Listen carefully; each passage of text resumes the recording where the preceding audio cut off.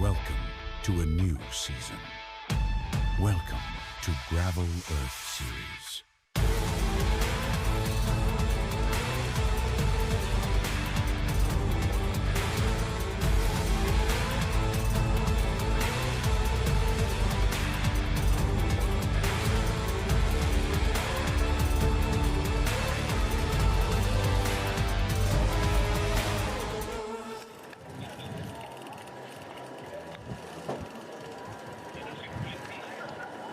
Hello and welcome to stage 2 of La Santa Vall by the Traca, the first event of the Gravel Earth Series 2025.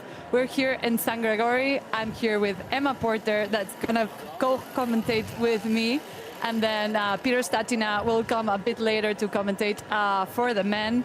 What a stage we had yesterday, eh? Oh, I mean, looking back at some of the footage last night, the mud, oh, wow. It was like, I said it early on, I said, are we going to see photos like from the hills? And yeah, it was definitely that kind of vibe coming in. People were head to toe covered in mud. A lot of white jerseys and white helmets. Will never be that clean again. I know, the faces when they arrived here, everybody was like, it was so chaotic because you have to be so concentrated, and the mud, like, it just plays different, no? When the weather and the conditions are like this, you make a plan, and when the conditions are like this, no plan's supposed to... I mean, everyone generally looks tired after a gravel race, but yesterday I saw a lot of that 1,000-mile stare. You know, just that there's something different behind the eyes. People they're not here. There's part of them is still out there in the mud. They haven't come home yet. Yeah, here you can see some highlights from yesterday's event.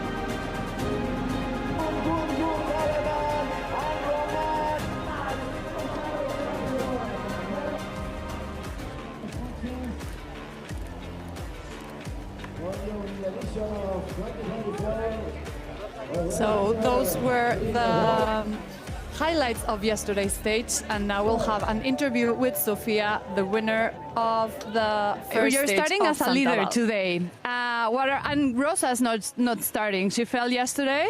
And what are your plans for today?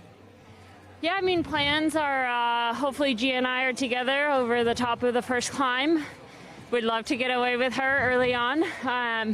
But yeah, for me, it's all about defense today, and if I can set up G for a stage win, that'd be awesome. But yeah, gotta see how it goes. Hopefully a lot less water, no river crossings that are that large. But yeah, looking forward for a fast day. It's a fun stage today, a bit different from yesterday. There's 2 river crossings that you already did yesterday. Any material changes that you did? Yeah, I kept everything the same, but I changed my wheels just because I think our speed was going to be a little bit faster. So aside from that, everything's the same. Thank you very much and good luck. Thank you.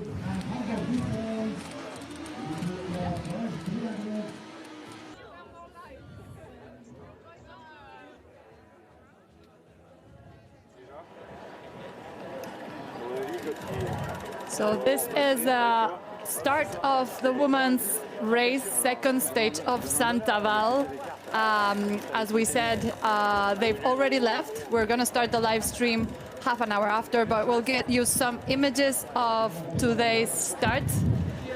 The faces were, they were nervous this morning. And we have noticed that Rosa Closer is not starting. She fell yesterday, finished the stage, but then went to the doctor, and her elbow is not in good shape to start the stage today. So here's your starting list for second stage of Santa Val today. Carolina Migon, Morgan Aguirre, Jerica Sheros, Annika Langbard, Sophie Wright, Danish Rosby, Lucy Hampstead, Axel Duval-Prevot, Sofia Gomez Villafañe, Clara Sophie Gard, Caroline Schiff, Cassia Boglio, Wendy Osterwood, Clara Koppenberg, Nicole Frayne, Marta Dora Milla.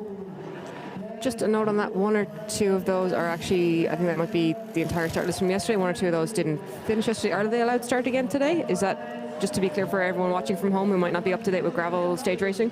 They're allowed, but they have to go in the back and not interfere with anything happening. Okay, great.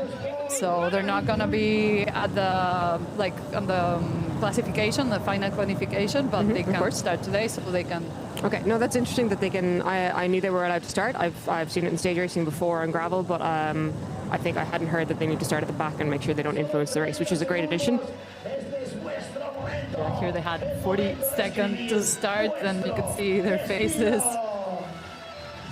I'd say there's a few people there who are, wondering. I did this yesterday. Do I want to do it again straight away? I think this is the worst moment, no, of a race. Just the 10 minutes before, it's like you're thinking about everything. And that opening climb it's tough. Oh yeah, the first kilometers of today's event is just a really tough climb, followed by a single track and then pretty technical downhill. So you won't lose the race, you won't win the race here, but you can lose the race. Oh, 100%. So everybody was warming up really well. We saw Sophia and G with the rollers just by the start, so super professional. Yeah, no, it's a tough climb, and the positioning in that single track is important. If you're a good descender and you're stuck beside, or if you're good technically and you're stuck behind someone who's not good technically, and you want to hit that descent fast, you want to be in a good position going in, which means you've got to really hit the gas going up the hill. And yeah, it's an unforgiving climb. Yeah, it's have this little part of asphalt with everybody starting to gain positions. And it's tough to be warm today. At the house, it was 1 degree. I mean, blue sky, sun is out, but it was cold. Yeah, it's a tough decision on gloves because my hands riding here as well were frozen. So we see some long gloves from G wearing there. So I think today choice of gloves is pretty important.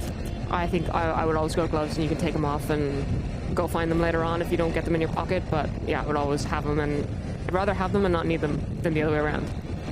We see there Gerard with Boogie. He's the race organizer. So this is a kind of neutral start before they hit the gravel. Now the boogie's out. There's nothing neutral about that. No, we were just saying that yesterday. Sometimes neutral is worse because everybody just wants to go get in position. You're not going that fast, and it's a bit nervous energy. So we heard from Sophia and G that they wanted to work together because Sophia said some statements that she doesn't really like pedaling by herself, and she did that. Which was an interesting choice of statements, considering I accidentally attacked and went with 80-something K to go. I mean, that's a flex. I wish I could do that. Or I didn't mean to ride on my own for 3 hours and win the race.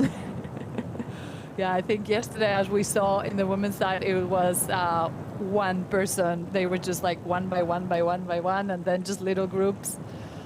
A lot of demons in their heads. They all suffered a lot, and they said about the race that it was just like chaotic and pretty stressful. Stressful. But I mean, it is February. I saw a few things online. People were saying, "Oh, it was this, it was that," or "I didn't feel this, or I didn't feel that." But it's February. I mean, no one's going to feel 100% in February. And again, if you are, it says it's not really the best sign for your season. The season is so long in gravel. It starts in February, and World Championships, if you are racing them, the UCI ones are in September, October. Yeah. It's a long season. So they're almost hitting the gravel. Here you can see right turn, left turn, and this is where it starts getting steep. It kicks up straight away. And you're like, ouch, this hurts. You don't want a soft autopause or a hard autopause on your Garmin or your Wahoo. It's a really devastating thing to ride up there. To recce it and trying not to go full gas, your heart rate is probably Like, I mean, my heart rate goes high, but I think I was riding it last week just to see what it was like, and I was riding it as easy as I could up this, and it was still like 170, and the auto pause at one point was like beep. I was like, oh, that's times have changed. Yeah, 2 years ago we did this part as a hill climb the day before. It was the first stage because Santa Val 2 years ago used to be a 3-day stage race. So this was the hill I climb. actually really enjoyed it. Really? Well, I didn't, and I did, and I didn't. That kind of way. I kind of want them to bring it back, even though it's very easy to say from sitting here. But I thought it just added a little bit more spice. Not that Santa Val needs any more spice, but even just to the start list, the result sheet over the course of the weekend, it was this made a little bit of a difference. And yeah, you were separated saying everyone. yesterday that you wanted this stage to be the last. No, just after third stage. Oh, you're after bringing this. it back up again? Okay, no, someone is going to come for me if it's said twice, but We see, yeah, girls trying to position here. Marta, there from BSE Factory, new team. She had struggled a bit with positioning the bike, but she's Spanish national champion, and for sure we'll see her in the front in some races later on the season. This is the famous climb for the locals around Girona. It's called Sangaro. Usually it's a mountain bike. We use it for mountain bike trails. And yeah, just going to the top of Sangaro. It's not a long one, but it's pretty steep. it's a spin in itself. I mean, you can ride out to San Gregorio from town, go up Sangaro, and you've gotten in a good session just by riding it. But you can't ride up it easy, so. Yeah. But it's nice to come down. It's even on the trail that went up 2 years ago. It was still like it would have been fun to race down as well. Yeah, it was sketchy. Yeah. Going down. We saw Alison Jackson that day coming up to cheer, and she was with a road bike. She had plenty of flats. She had to walk home back. So luckily for everyone, it turns off before it hits the really steep part. The single track, which is narrow and technical before the descent, turns off before you hit the concrete, because that was in the other one that went right up to the castle. The concrete section was just next level. There was like fantasy gravel there cheering the dinosaur, and when I saw them, I was almost fainting. I was like, okay, I'll try to just keep going and not push my bike. But yeah, thankfully, as Emma said, they're not going that high today. So just before that, they turn left, and that's the single track that you need to be in good position, because then the steep and the technical downhill comes. I presume the guy doing the live stream is taking an e-mountain bike across that and not a moto. I would be seriously impressed if they got a moto across that single track. I've seen them do crazy stuff with the moto, so we were talking to the moto guys, the ones that are filming from yesterday's stage, and they were, I think, as tired as the riders. They had a really long day, really tough day, but they were smiling this morning and trying to give you the best images they can. Yeah, those conditions are tough for everyone. I mean, there's no good way to go through that mud yesterday. No, and it's the weather today is better. It's sunny. It was a bit frozen coming here this morning, so if the sun hasn't hit the trails, it can be a bit icy and wet, but with the sun and the wind that we've been getting, I think it's gonna be way better today than yesterday. Yeah, I mean, even I layered up leaving the house, but by the time I got here, I'd regretted 4 layers. I thought 4 might have been a little bit excessive. But it should be, about noon, it should be up to 12 degrees, but a real feel of 16, which is a big jump from rolling out of here at 3 degrees. So I would go gloves in the morning and just lose them and find them again tomorrow. Is that G on the front? Yes. Oh yeah, local trails. She knows them. Yeah, but this is pretty impressive for me because she hates this climb. So Maybe she just wants it out of the way. I saw her really concentrated this morning. She was doing the rollers. She was pretty serious. Usually, it's Smiley. It's her local community with friends, but she was really into the zone, and she had a plan. And I think she's gonna deliver. Well, if Sophia is saying hopefully we can ride together, they must have made a plan last night or this morning that they want to go together. Once this climb is out, I think it's a perfect trail for G. She loves the rough terrain and a bit more rolling, so. No, and I think, like Sophia said, it was all about defending for them, so they want an overall win. So she's got almost 90 seconds on Sophie Wright, so she's got 1 minute and 27 seconds And like you said, Rose isn't starting today due to an injury. And then, so Sophie is 1 minute and 27 seconds down on the overall after yesterday. And Morgan Aguirre then is in third place at 3 minutes 47, I think. So if they can even all arrive in together, it's a comfortable win for Sophia. So I think for them, G will just be trying to manage the overall group and make sure no one gets away. Yes, I think G's going to try to win the stage today and just make sure Sophia gets the general win. Nice. So here on the screen, we have the new team, the Megamo Factory Racing Team. 4 women, really nice project. Local project, but riders that are from different places, but mainly live in Girona. We also see Axel Duban-Prevot with the French national jersey. She's riding now for EF on the road as well. Yeah, it's interesting to see, looking at people's social media last night, it's always a big thing in gravel. It's, the race went this way, the race went that way. And, the few people saying, oh, I didn't feel this, I didn't feel that. And you're reminding them, okay, well, it is February. But it was nice to see a few of them just say, wow, that was hard. And cobwebs blown off. And I know Excel has already done a road race or two, but this might be her first gravel race of the year. And she was ascending it from the gun yesterday. She was attacking before they even hit the gravel. On the road, yeah, as we were saying, everybody picks in different moments. Mainly, everybody wants to pick for the great ones of the season. That's about beginning of May and end of May. Cassia Boglio has been racing, the number 18 on your right from the Megamo team. She's been racing in Australia, so I think she's the one that's been feeling a bit better. Here we see Clara Koppenberg from the BMC two-door racing team, also coming from the road, her first season on the gravel. Yeah, she's a very experienced rider. There was a Cofidis she was riding for on the road. Yeah, so it's great to see a few of them come across.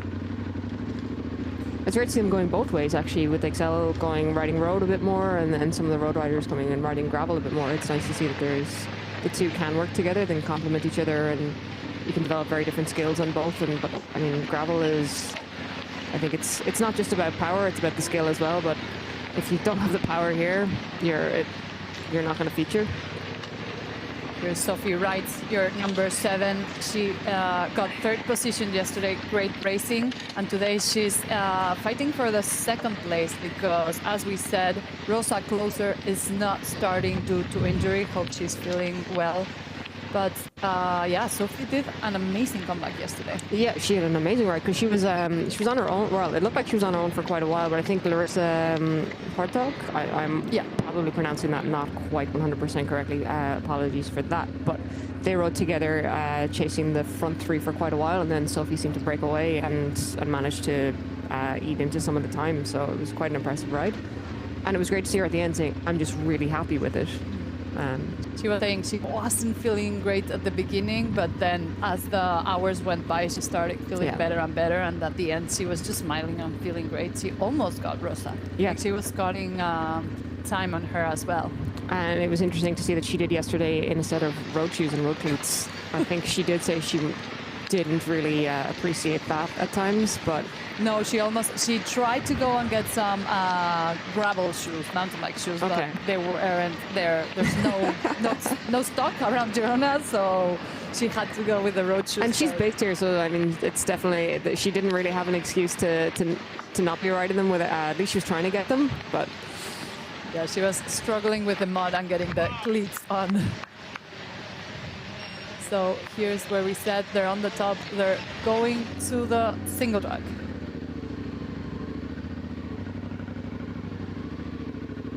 You can see there, that's the mountain of Sangaro, which is really near San Gregori, not far from Girona either. Mythical climb for the locals. I think that is... It's hard to see for us here then down the right-hand side. Is that Sandra Meyerhofer? I think she was maybe just outside the top 10 yesterday. She's the Winter Triathlon World Champion from 2021. I've been really interested in seeing her race because she won a Marathon World Cup last year as well. So she's got the skills as well as the engine. So I think she's riding with Basso this year. So I'm interested to see how her season goes. This is Nicole Frayne.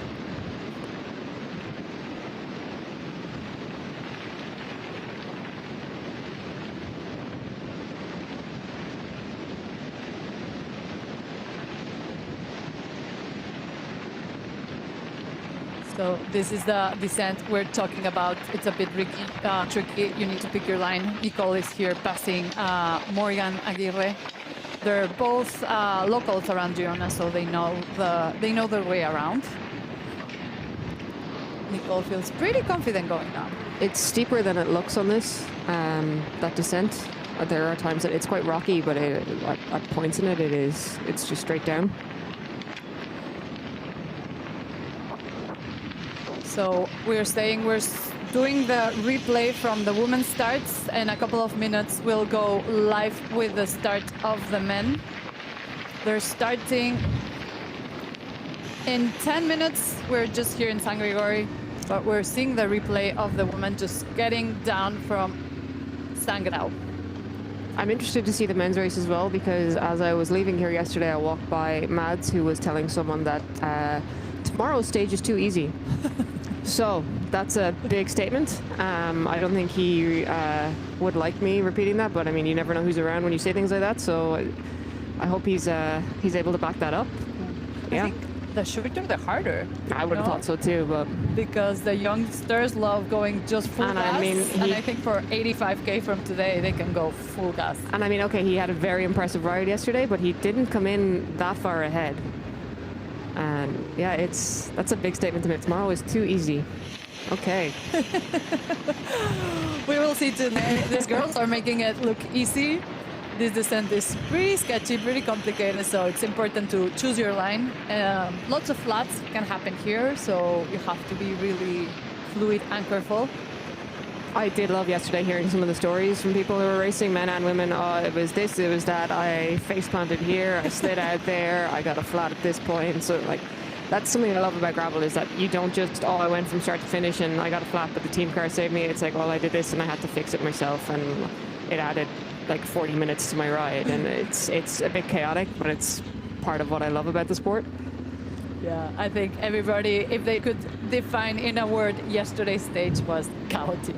Yeah. Because so many things happened. I was sitting in the main hall with everybody eating, and I love that moment when everybody's just like trying to relax, getting their energy back, and just remembering what's been happening, because it's such a long day and so many things happened. Yeah, it is a long stage. That it was, yeah, what you were saying, it's like, this fell, and then the mud was crazy here, but then it got dry, and then the rivers, and then I think they were saying that for the women it wasn't that muddy, but then for the men it was chaotic. But it's interesting for us because we're watching it start to finish, so we're seeing everything the motos see, but the riders only see what exactly what they experience. So I have a friend staying with me, and I was like, did you see, or what about this section? And he was like, I didn't know about that. I was like, well, let's watch it back. And it's like, wow, that really was chaotic for everyone. It's like, no, it wasn't just your group, it was just madness the whole way across. So now they're hitting this last part of the asphalt of the downhill. They'll turn right and they're gonna go counterways in the other way that they finished yesterday. So they'll go to. What I think is so rough about this part of the course is that you come down from that climb and you've got to go over just this small. It's a sharp drag. It's not really big enough to be called a climb. Yeah, a kicker. So normally there's a traffic light here, so it would be a fairly standard part for anyone who's local to ride up and down, but it's what, 200 meters-ish, 300 meters, but it's just up. Here you saw Morgan looking back. Here's when you're like, okay, we're this in the group, let's see if we work together, because now from here it's the kicker, but then it gets flat for a while. Here you can see all the gravel paths that we have around. It's just paradise for gravel riding. Oh, it's a great place to be for it. So this is, we're going live with the men. As we were saying, the same with the women. a specialized off-road racing team. Pretty professional rollers just by the start. Getting as warm as possible because the start from today, you really need to be properly warmed up. We see here Mats. We're gonna go to an interview with him this morning.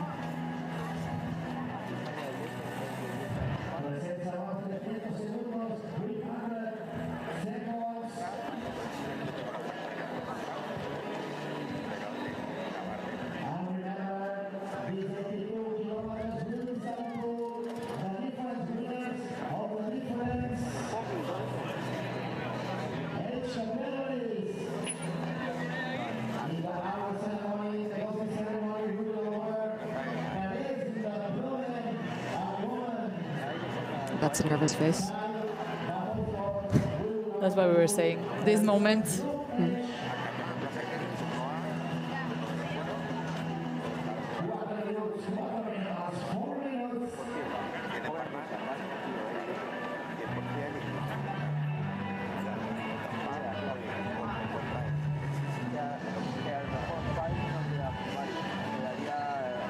Mats, great race yesterday. You're leader of the Vall at the moment, and you're a local here. You know the roads. What are you expecting today?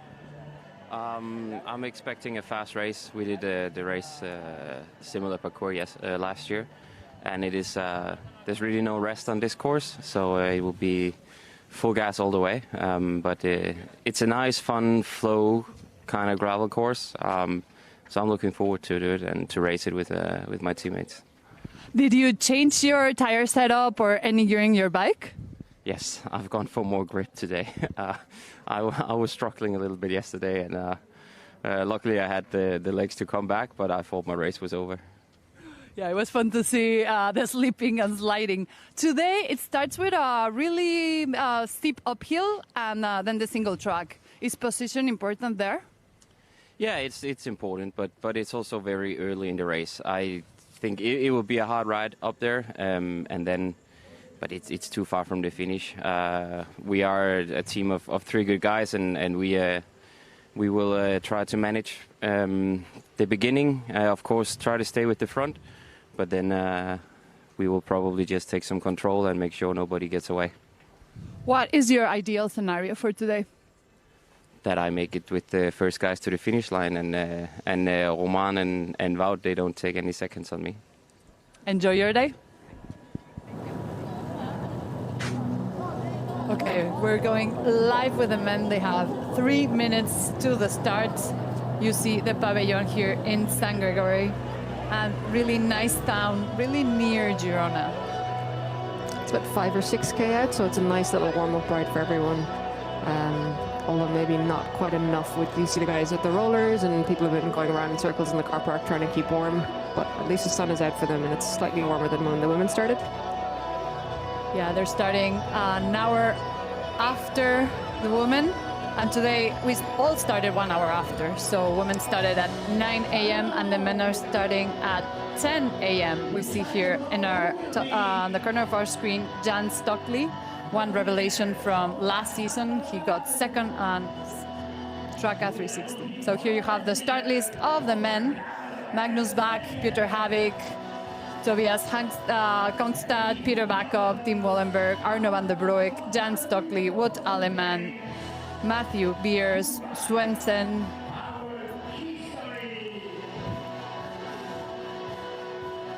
Keegan, Hans Becking, Paul Boss, Frederick Rasmus, Lawrence Nissen, Matt Wurtz, Romain Bardet, Lucas Baum, Dawn Soete, Aaron van der Becken. What a start list there. I did see Romain posted last night just a picture of him covered in dried mud and saying, good thing I've retired from cycling. Yeah, that's what we were commentating with Peter yesterday. No, it's like we crossed to gravel because it was fun, yeah. And then type 2 fun. It's a different kind of fun, yeah. So here we're getting ready to start. Wout Aleman in our screen. Second position yesterday. Do you think he can take a step up? It's gonna be interesting. He's in pretty great shape. He's doing the mountain bike season. It's a mountain bike team, the Boof BH this year, but they're doing a lot of gravel races as well. So. I did see Hans Becking here yesterday. I asked him, did he enjoy it? And he was, no. And I appreciated the honesty. There was no like, oh, this was, I was like, no. Pretty serious faces here. Nervous. It's interesting though. I mean, Hugo Drecho is the French national champion at the moment. He raced here last week as well in Bascanonina, but he was in the top, I think he might have been in the top 11. So a group of guys come in together, and his post last night was simply, I want to go from 11th to 5th. So he wasn't even looking at bridging those 3 minutes. It was... But as we say, in gravel, anything can happen. Anything can happen. Here you have the second stage of the men's of Santa Vall by the Traca, the first event of the Gravel Earth Series with a start list that could fill the unofficial World Championships. This start list is scary to see. Here they hit the pavement. You saw it on the women's side. They have less than a kilometer till they hit the gravel climb. And again, that looks, is it a neutralized start? And with nothing neutral about it, but... Yeah, we see Gerard with a boogie in the front. I think it might be the highlight of his morning, is driving that buggy out at the front of every race. I think he enjoys riding with a boogie. Oh, yeah, yeah. I mean, that's actually the nicest way to do it. You're in the group, but you're not in the group. So we're going to see a stage preview here. You see Girona on the map, but we're starting from Sangaro up Sangaro, down to the gravel road that takes you to Constantins. Then you cross the river to the left, and then you go to the part of Brugnola, where the hazelnuts, they grow a lot of hazelnut. It's a stage of up and down, a bit of muddy, not as muddy as yesterday, but rocky. Then they cross little towns, go really near the airport, Vilovidioñar, and then come back to the same river crossing they did yesterday. A bit of straight gravel crossing the river, little kicker, and then they're back. That home stretch is always rough because it's generally in both stages. You might race it 3 or 4 times over 2 days, and you're like, I'm here again. It's so close to the end, I'm so dead. And it's just so hit and miss on, are you in a good group, someone who wants to race to the end, or are you just hanging on for dear life and hoping, like, it's so close, so close, but it still feels so far, and you know exactly, you know every rock in the road by the time you're coming down there on the last day. Yeah, if you're feeling good there, you can make better positions, but if you're feeling bad and you're not a group, that could be the end of your day. I've definitely experienced both in the last few years. Me too. So here we see them entering the gravel part, the steep gravel part, everybody wanting to get into position. It really narrows out, so... Yeah, it narrows out and it kicks up quickly, so you want to be well positioned going into it, which makes that neutral section just that little bit more like nervous. People are moving around. It's a very high energy place to be. You saw a lot of nervous faces on the start line, and yeah, I'd say there's a few people who are they've got that nervous energy, they're gonna attack the bottom of it, and by the time they're 2/3 of the way towards the top, they're gonna regret some decisions. Yeah, we saw it in the women's side. They go up for a bit, get the single track, and then technical descent down.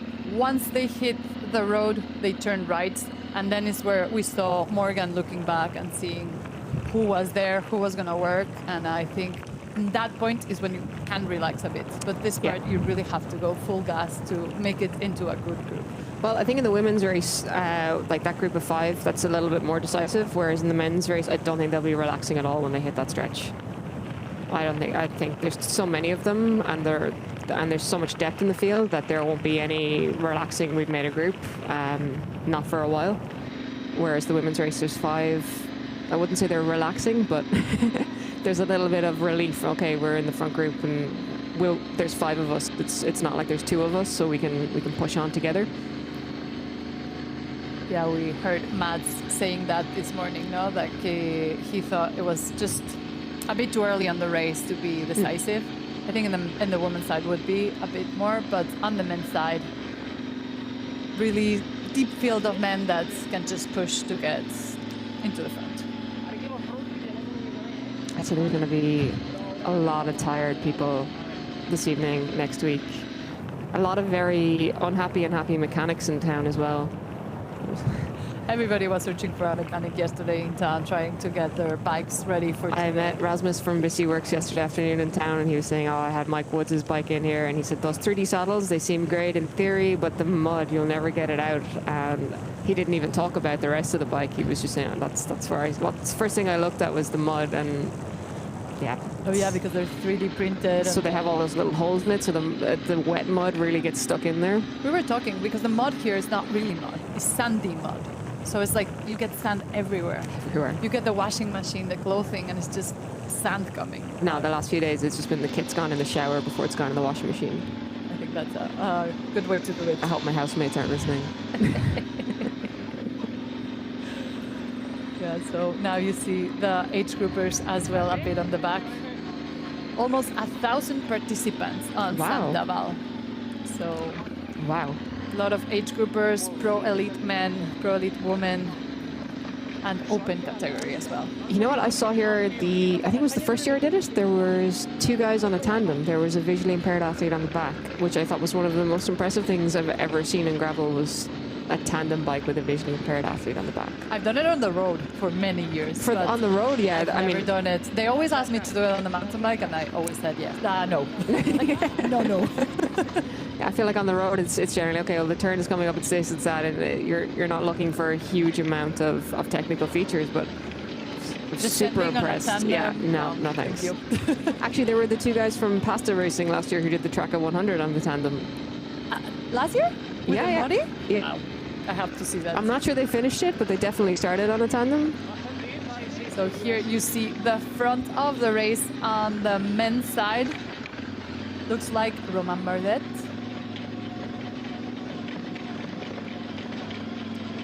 So women been riding for an hour and 6 minutes. They have 54 kilometers to go, and the men have still 83 kilometers to go. Today's stage is 85 kilometers with 1,000 meter of elevation. I think it's going to fly by.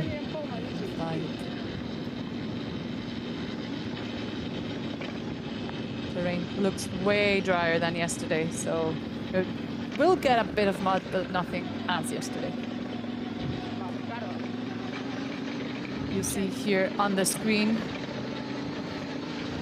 the GPS is saying all of those are still riding together, still going up Sangaro before they turn left to the first single track.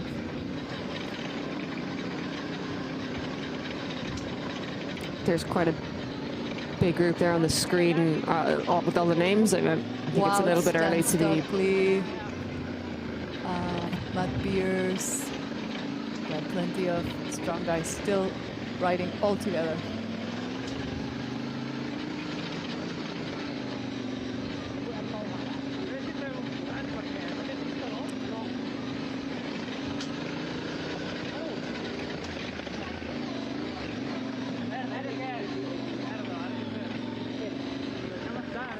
Who impressed you yesterday in the men's side?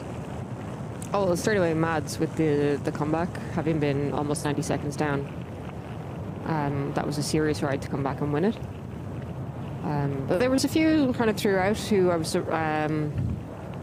surprised to see them as high as they were in the results. But I think it'll be just super interesting because it's quite close. And I know Keegan came out yesterday evening and said that he'd had an incident last week, and that's why he felt he didn't ride as well as he could have. I had heard that, but it'll be interesting to say because Mads did say with Keegan that they want to ride as a team. So will he be able to come back? Or sorry, maybe it was Keegan last night saying, "Oh, let's see what we have tomorrow." But I think it'll be interesting to see how the 3 of them work together, and if it's just about defending that, it's about a 10-second gap to second place. Will it be enough, do you think? I don't know. It's going to be really interesting. And seeing here as well, we have a few ex-pro riders. Luis Leon Sanchez, Tomás de Gent, Roman Bardet. They know how to work together. I'd like to see Roman Bardet pass Mads in the GC, just for the fun of it. No other reason than just to have a bit of a battle for the season. So he's got Peter Vakok as a teammate, and if Peter's there in the front with him and is able to help him, that'd be amazing. Back to the women's race. Here we see Dani Shrewsbury on your left.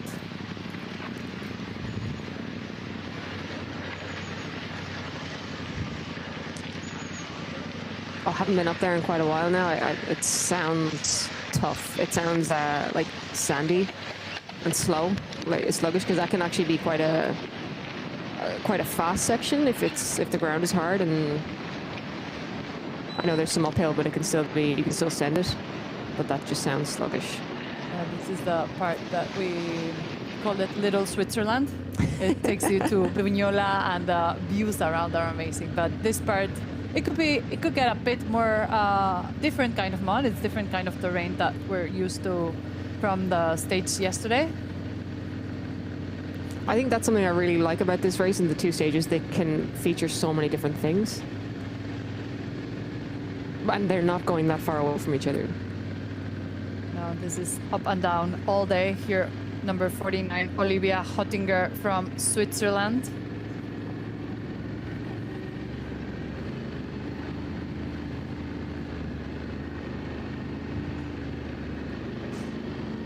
Trying to reach back to... I think that's Dani in front of her. It looks like her style of riding. Yeah, it's Dani Shrewsbury.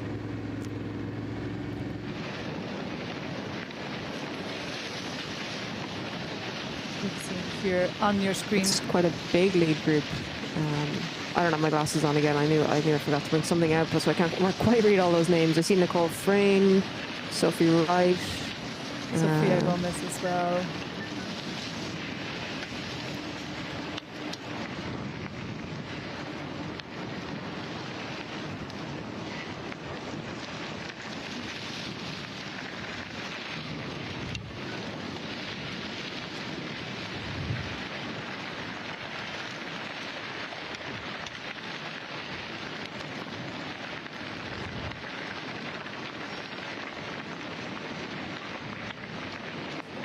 It's all day pushing today. It's a short stage, but there's no let up at all. Up and down, a few descents, up again. You're seeing the kind of terrain. We've got G in the group, Axel, I presume it's Morgan in front of her. Canyon rider, who's that from Canyon? Hard up.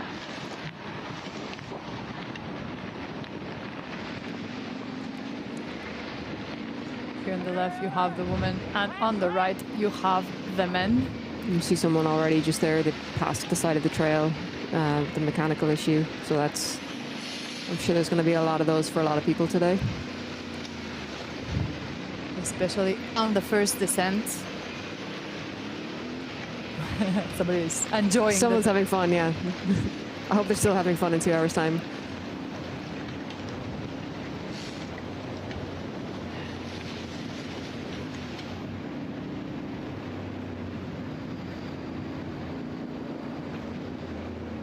Here looking back, trying to see who's coming, who's gonna work on that group. This is the men's side. They still have 80 kilometers to go. We see Matt Swartz here on your screen with the European champion jersey. Looks like Wout on the front as well from the Wolf BH team. Coming down the last part of the descent from Sangaro. You see it's still tarmac, but there's a few rocks in the middle. Well, even this tarmac can be super slippery if it's wet. I have seen a friend go into the bushes here. Someone who was well able to handle their bike as well. If we were just coming down, it was slightly damp. It can be a bit green in the road at times of the year. Here's when they'll turn right and start looking to see who is gonna make the front group.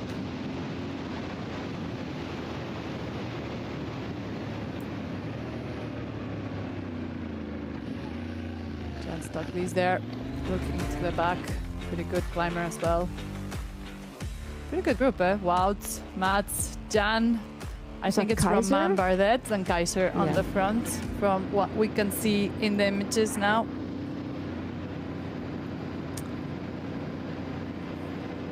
Leon Kaiser doing a great ride yesterday as well. Yeah, that was very impressive. Spent a good bit of time on his own too. Matt Pierce getting into that group.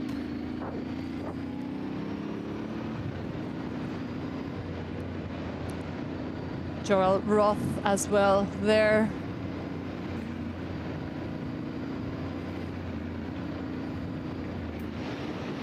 This is the little kicker we were talking about. It's not long, but once you see when the asphalt is broken like that, you know it's going to be steep. It's not long, but it's not enjoyable to race up. No matter what kind of rider you are, if the person in front of you is pushing full gas and you're trying to hang on, it's not an enjoyable feature. But at least you know when you come down the far side, you're coming down with a bit of speed into a nice flat piece, flat section. We're gonna go see the lead group on the women's side here on our screen. They've been riding for an hour and 15 minutes and they have 49 kilometers to go. So pretty fast day today. Yeah, they're almost halfway through.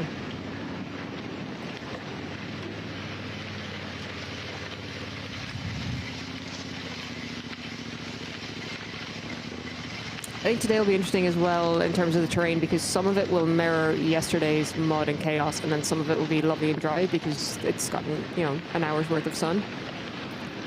Yeah, but I don't think we'll see anything like Nothing like yesterday, but it's just some short sections where it is muddy, but nothing like yesterday's.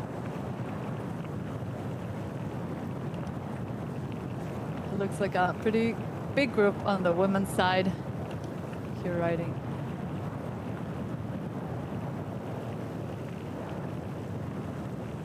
I love these drone shots. Oh, it's great. I've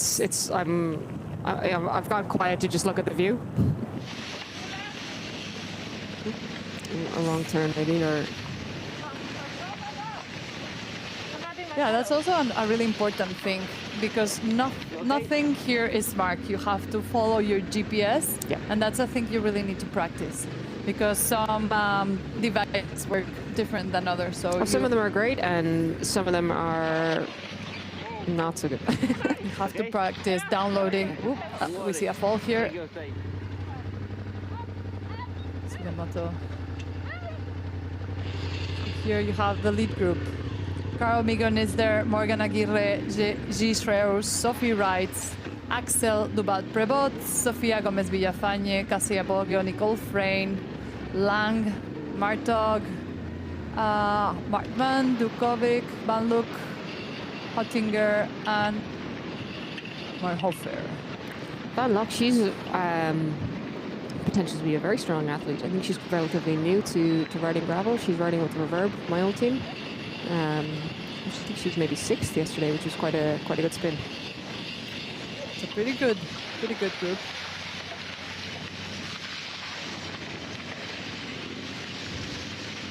Seventh yesterday. But in with Excel and Nicole Frayne, so that was, it was a strong ride from her. She's only really riding in the last year or two, I think. Ooh, here. Ooh, yeah. Reply of the fall.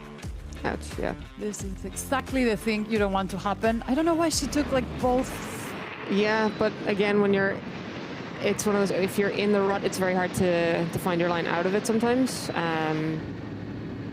If you're more familiar with the course, you might be able to commit to the line and try and get yourself out further down. But if you're not from around here and you're not sure where the spot is to get yourself back out, it's almost like preparing yourself to bail.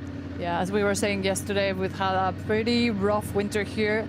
It's been non-stop rain.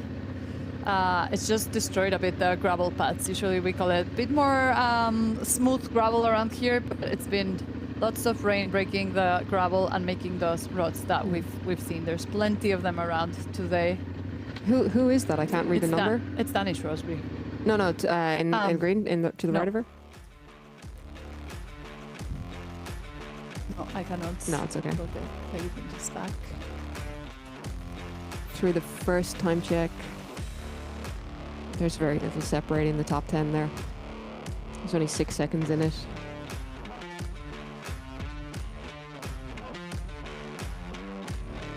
almost 16 riders still in the front group.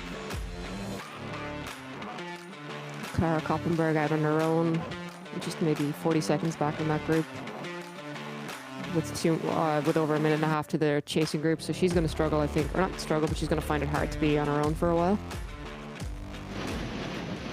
And the part they're on right now is just up and down all the time. Not really time to see where the big peloton is. Rider coming in the opposite direction. Yeah, so none of the trails are closed, none of the roads are closed, but at the front of the race there's obviously precautions taken, but there are people out for their Sunday ride going in opposite directions. So I think that we have seen that more than once as someone riding against the flow of a big race. There's also signs that the organization puts of on course. the entrances of the gravels saying it's going to be an event from this hour to this hour. Just be careful, and if you can avoid going through here, please do.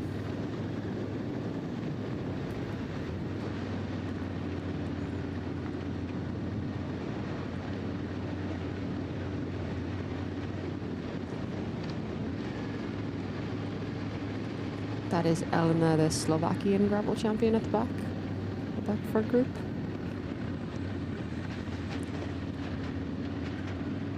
Has it been whittled down or has it split? It's hard to tell.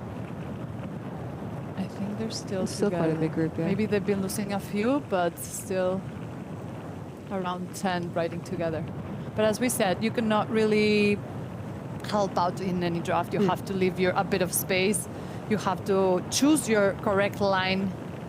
It's pretty broken. It's better to do a bit of your own descent and your own line than picking another's one. Oop. Here you see, turn left. Sophie rides there. Morgan's there. I think Sophia and Morgan, they'd both be happy if it all stays together till the end. I mean, obviously, if there's an attack and they're in that, they'd obviously love that too. But I think as it stands, I think both would be quite happy at this time of year to be on a podium. Yeah, it can break a bit. There's not long but steep climb in the just passing the middle of the stage today, and is where the men's race was decided last year. And on the women's side, I think it could be a possibility in this stage today.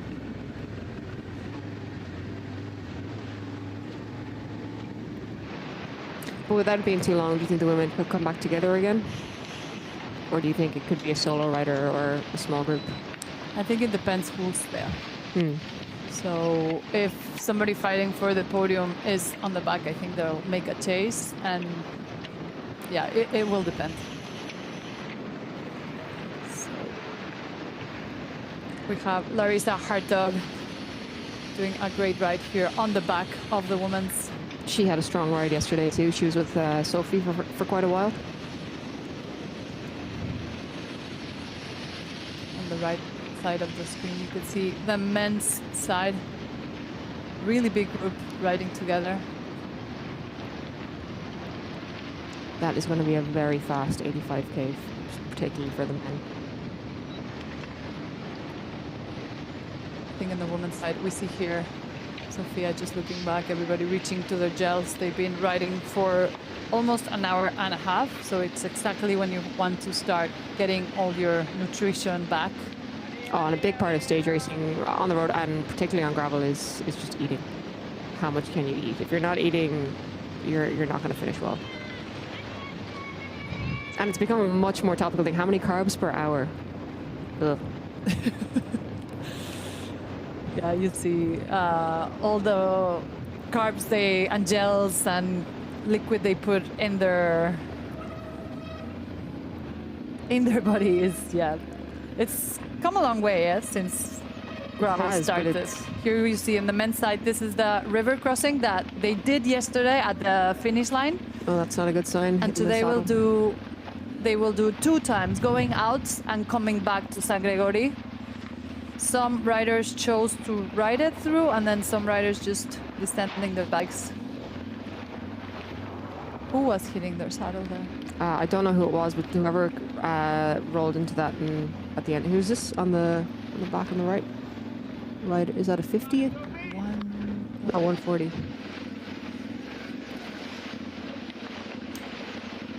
Jordan. I think it's Toby Perry.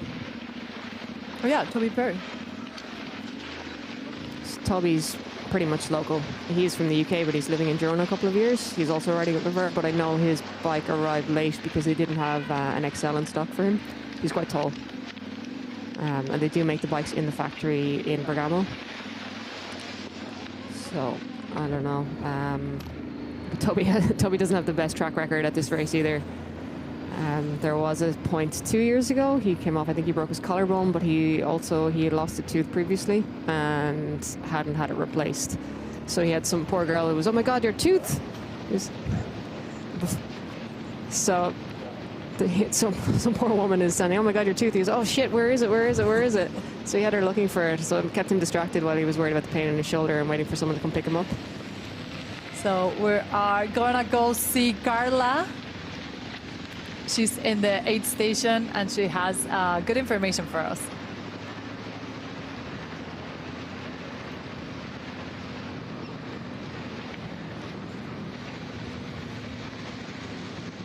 Carla here in the assistant area in kilometer 42.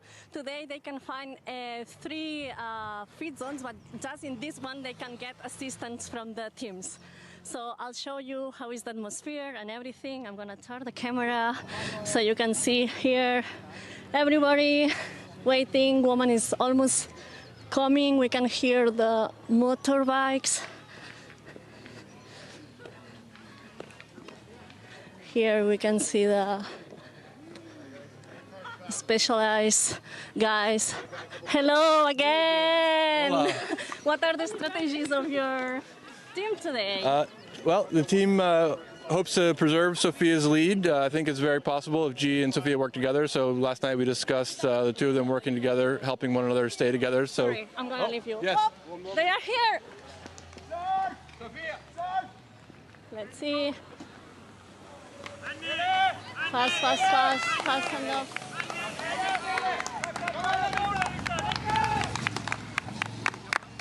Everybody cheering.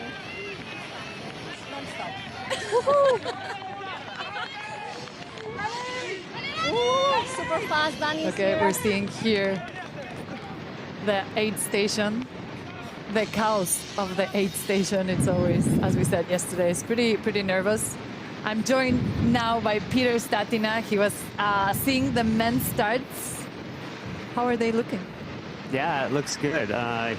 Yeah, saw everyone off. It's a lot warmer today. Yeah, gave me a little bit more FOMO today to not be on that start line. But yeah, everyone looked ready. A lot of bandages on some legs this morning. Yeah, yesterday getting the debrief from that chaos from stage 1 was pretty surreal. It sounded pretty gnarly out there. Yeah, it was, as they were all saying, chaotic. Exactly, yeah. Yeah, Matt Beers had a big old bandage on his leg, as well as many others. So, yeah, it was, everyone was taking a real hard warm-up for that first climb up Sangaro, too. Everyone was kind of treating it like a mountain bike race for the whole shot there, so. We're seeing here Larissa. Tell us a bit about her. Larissa Hartog is a young Dutch cyclocrosser. She's got quite an engine, so she's definitely one to watch for the future. I think the big question is just working on her endurance. You know, A young rider, but B, coming from cyclocross where you focus for an hour.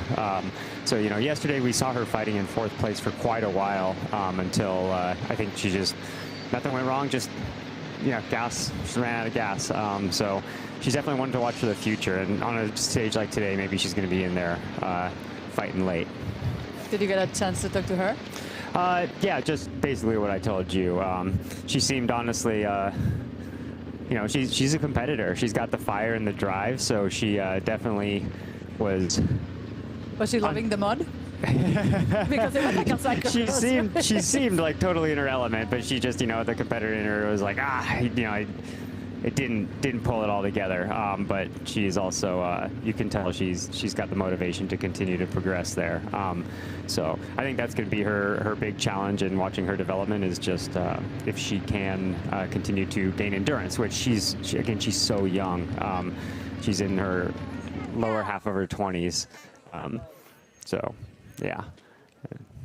So we're getting images here of the 8th station and the names on the front group. So it's Nicole Frayne, Gis Reus, Martog, Danish Rosby, Hartman.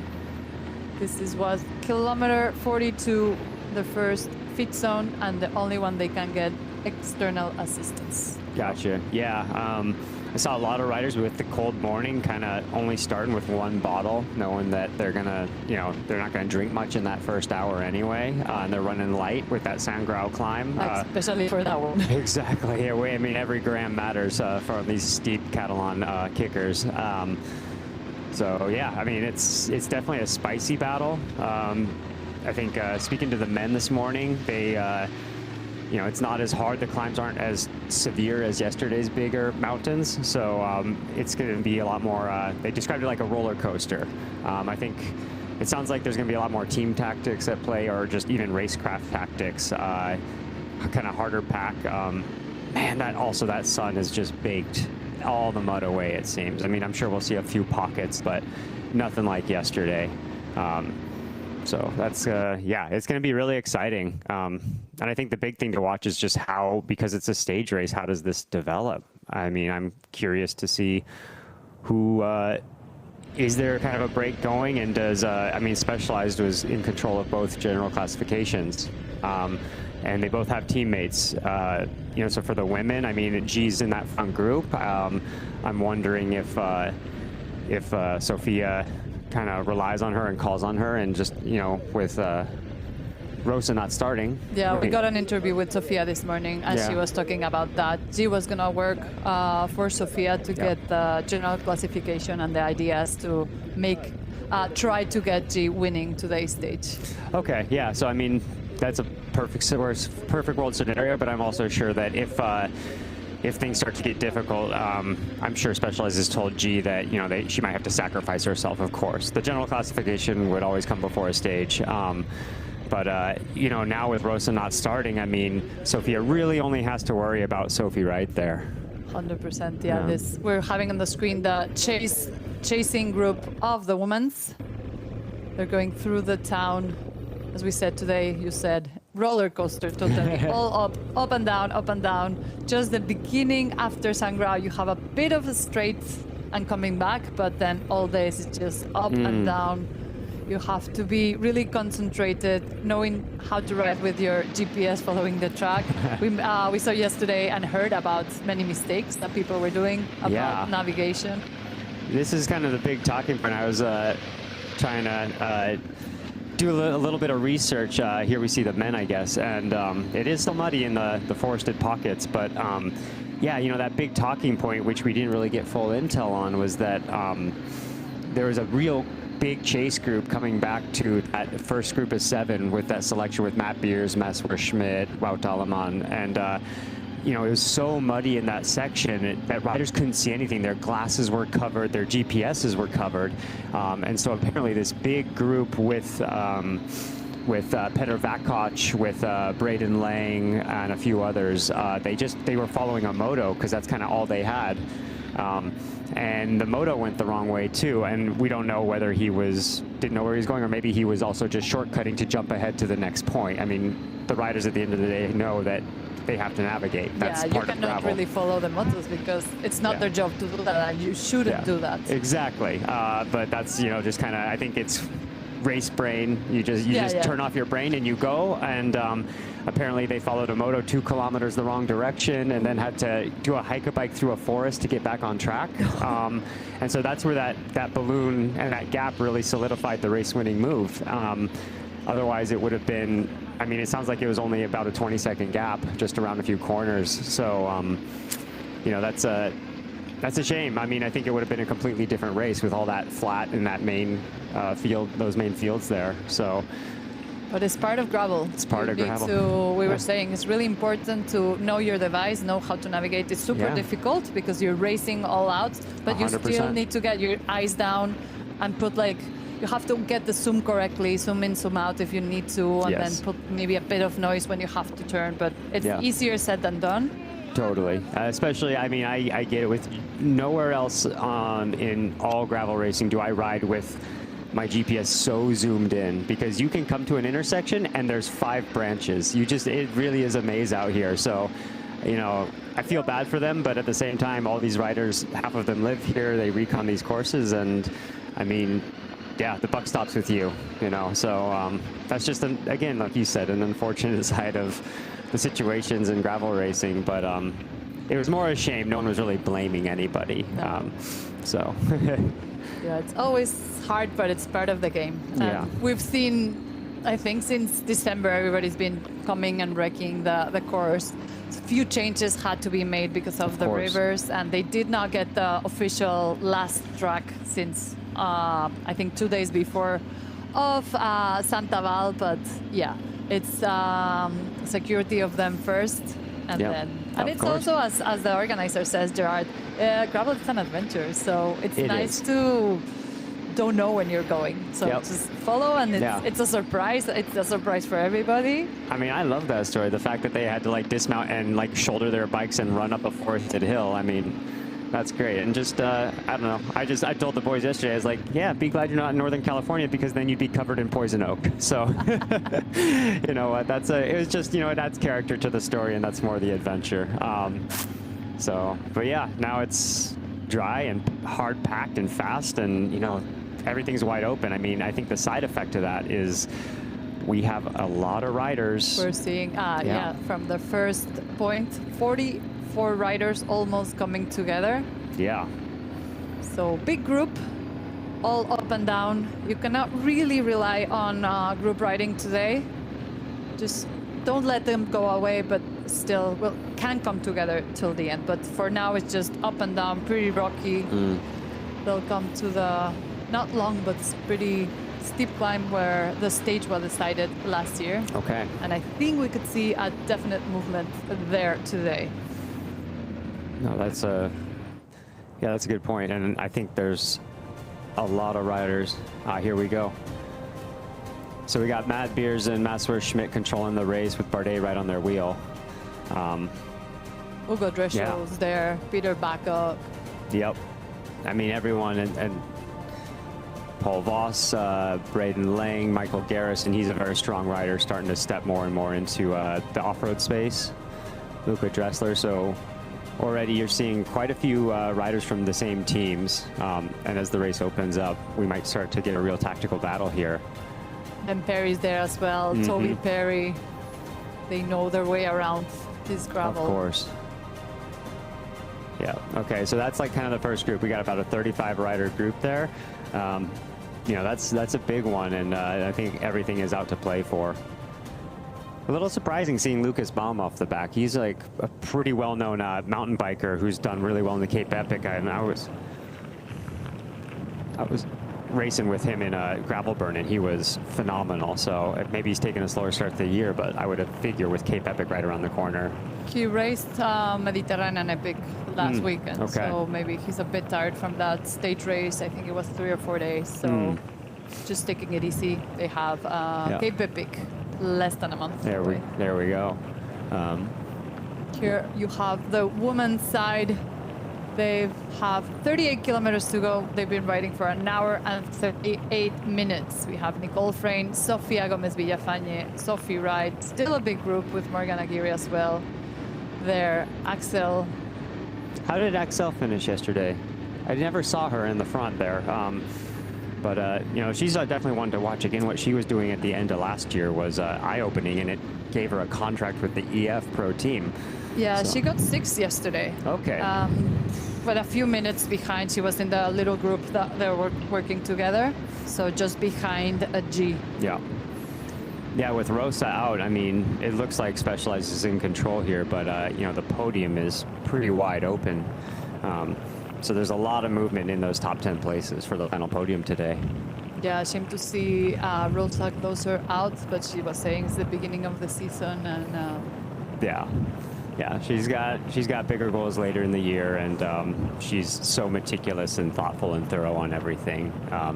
You could even see in the post-race interview, she's trying to analyze everything down to minor details. So we know she'll take care of herself. But yeah, that's part of racing.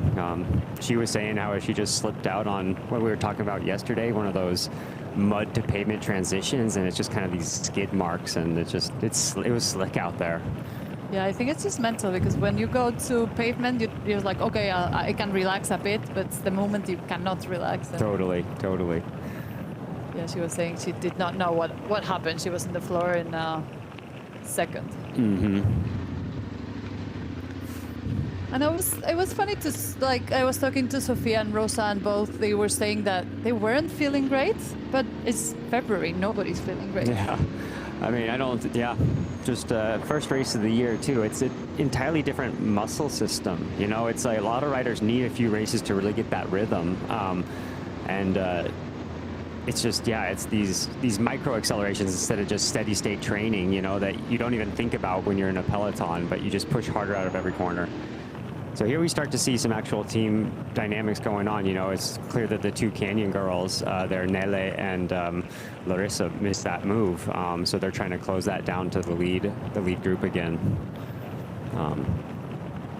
Especially this, the part they just went through, and being as broken as it is, it's pretty important to have good descending skills. You need to jump from one side to the other because you don't know what's coming. So you turn a corner and maybe there's a ditch, and then you have to just skip it. And Totally. I mean, the local knowledge here runs deep. I mean, I saw as right before I came on when you guys talked about those ruts and stuff, and just you got to ride it out. It's especially after the winter. They're deep and extreme, and those sidewalls are high. So they're my worst nightmare. I hate them. So 6 riders in this front group. On the women's side, we see the 2 specialized. So I think it's Enrique Schreur, Sofia Gomez Villafañe. We see Sophie right there. Nicole Frayne on the whites.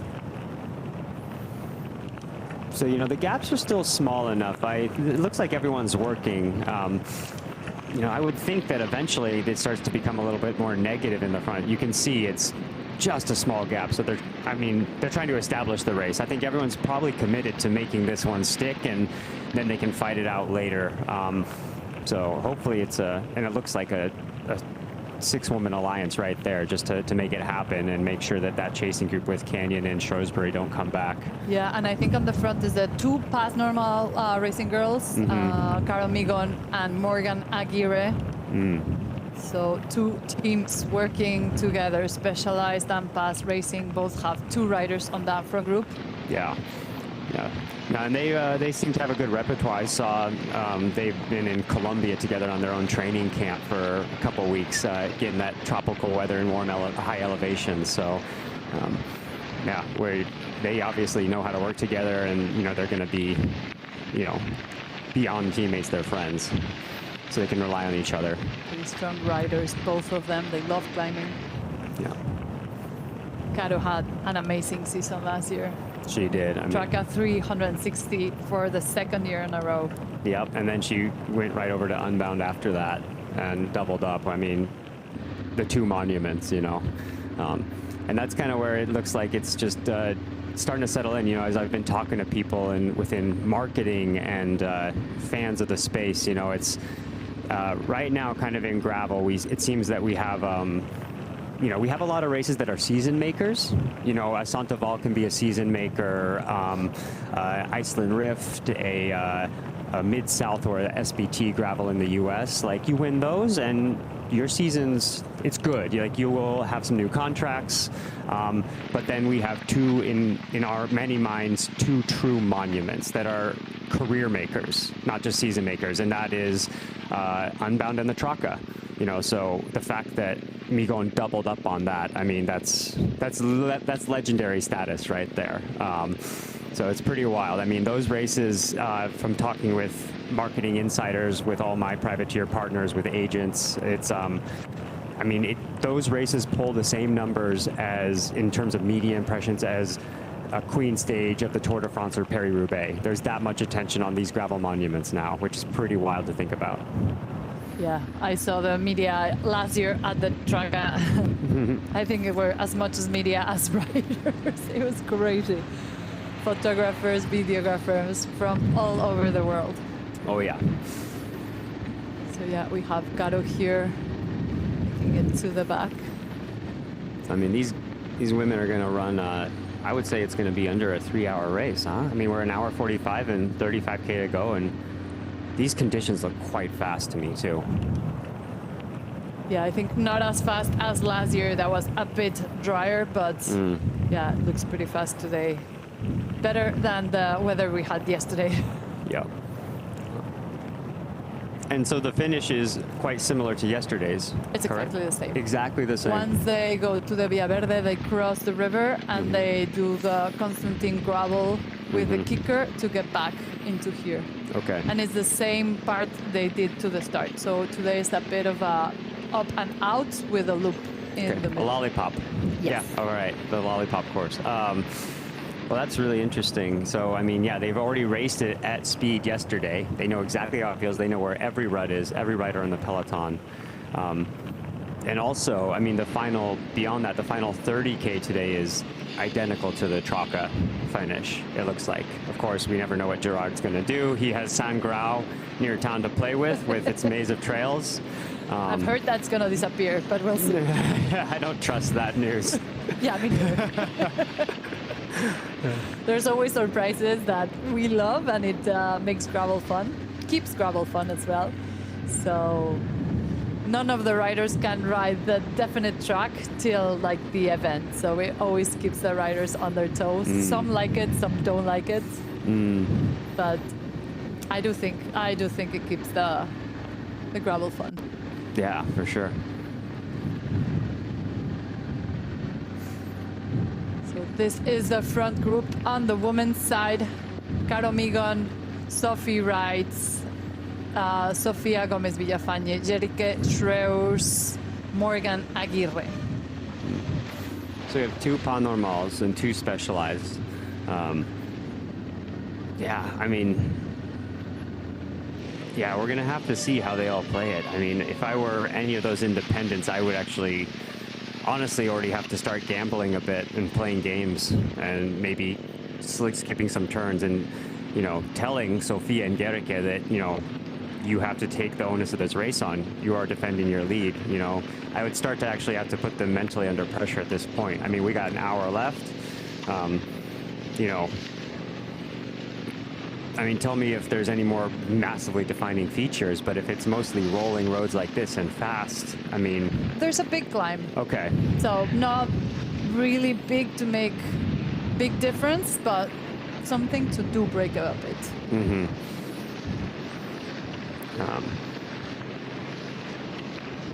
You see here Danny Shrosby chasing back. This is the chasing group on the women's side. Yeah. And it's still close, you know, it's still just, it's so fast right now. It's sitting right there at 15 seconds between these 2 groups. So, yeah, there isn't much time to wait. But, you know, the fact that, unless there was a big split off of a descent, the fact that, yeah, I think sometimes to gamble, you just have to believe that you don't have to worry about those other 7 in the back. If they've come off once, maybe they're going to come off again. And if you're really racing for the podium and the win, it's about gambling, that knowing that they're actually not the it's not your prerogative to force that split any more than it's already been split. But I do think that works on the men's side, but not on the women's side. How's that? Because women are a bit more, like, it's just more aggressive, the riding, and they just want to be in the front, and if they're strong, they just want to push it, and sometimes, yeah, there's a plan, and that's the correct plan, but just emotions come into like, no, we'll keep pushing. Fully. Well, and it looks here, I mean, yeah, again, yeah, I've obviously never been in the women's peloton. I'm thinking from the male racing perspective, but my gosh, it looks like they are having that high tempo, because you even saw there Morgan having to close a gap there. So maybe G is starting to suffer, or maybe they're forcing pas normal to roll through there too. Yeah, they do know each other pretty well. All of them, they know their strength, they know their weaknesses, and I think they're going to play with that. But I do not think this group is coming back. You know, it looks, even right now, you can just kind of get a sense the pace isn't quite the same. It doesn't look like they have the same tempo, the same leg speed. So I think this is a true selection happening right now instead of maybe just someone getting caught out through a few corners or a descent. Well, here it looks like G, though. Yeah, maybe G's suffering, struggling a bit. So that pace is just hot. I mean, she's fallen off the wheel on the rollers, and you know, G is a very powerful rider. So that just goes to say, like, how switched on these women are right now. Just on a mission. Fully. Well, and now Sophia's isolated. But I think that's why G's just trying to make it to the front, and she's a really good, technically, descender, so that could be to her advantage today. But see, every corner they come out, they just start pushing the pace. Oh my gosh. And I mean, these were always the races I personally hated the most, because it's not actually, you see, there's a lot of hills, it's for a climber, but no, like, this is just constant hill sprints. This is almost like a sprinter's course, where it's like, if you can just have that good 1 minute power and that pop, you know, it's, if you are in the back or you're not on a good day, it's just constantly surging out of these corners and fully sprinting. So, I mean, anyone on the back of the group, again, there's this accordion effect. You know, if you're not in like the very front wheels, you just, it's like an elastic band that just keeps snapping. So it's actually quite advantageous to ride at the front, even if you feel like you're burning more energy. Sometimes it's more of that steady state diesel energy, you know, that you can really keep up for hours on end, because you really do have a limited chamber of sprints, you know. Yeah, no, and it's a typical that for the first hour you're okay, you're sprinting from every corner, and then the second hour is like, oh wow, Yep. What happened to my legs? Exactly. On paper, this stage doesn't seem that hard and long, but in the reality, for me, it's tougher than yesterday. Oh, for sure. And again, it's just, yeah, to race it, I mean, to ride it, it's not so bad, you know, but to race this thing, whoa, yeah, there's going to be a lot of tired legs. Yeah, and they do have that climb that we will see for sure people suffering today. How many K to go is that? Do you remember? I think it could be, exactly, I don't know, but around 27. Okay, so we're getting close here.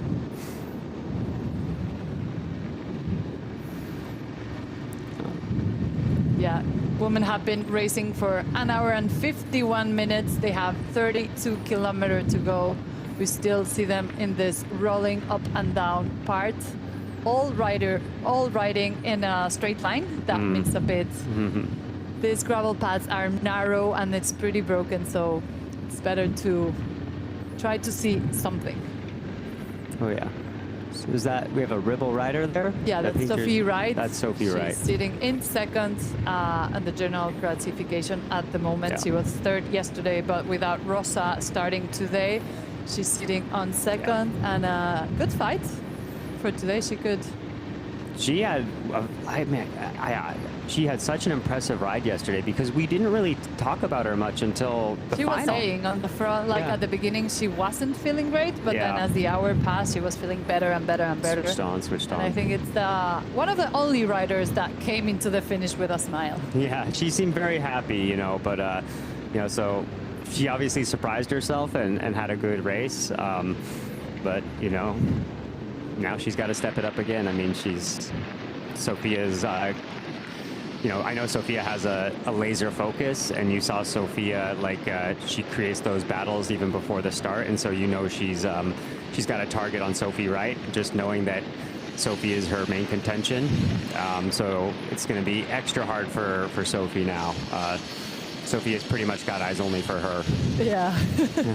Sophia Wright's been doing the pre-season around Girona, so she knows the course pretty well. I know Sophia has ridden a bit, and maybe G has told her about, but she doesn't have that local advantage that Sophie has. Totally.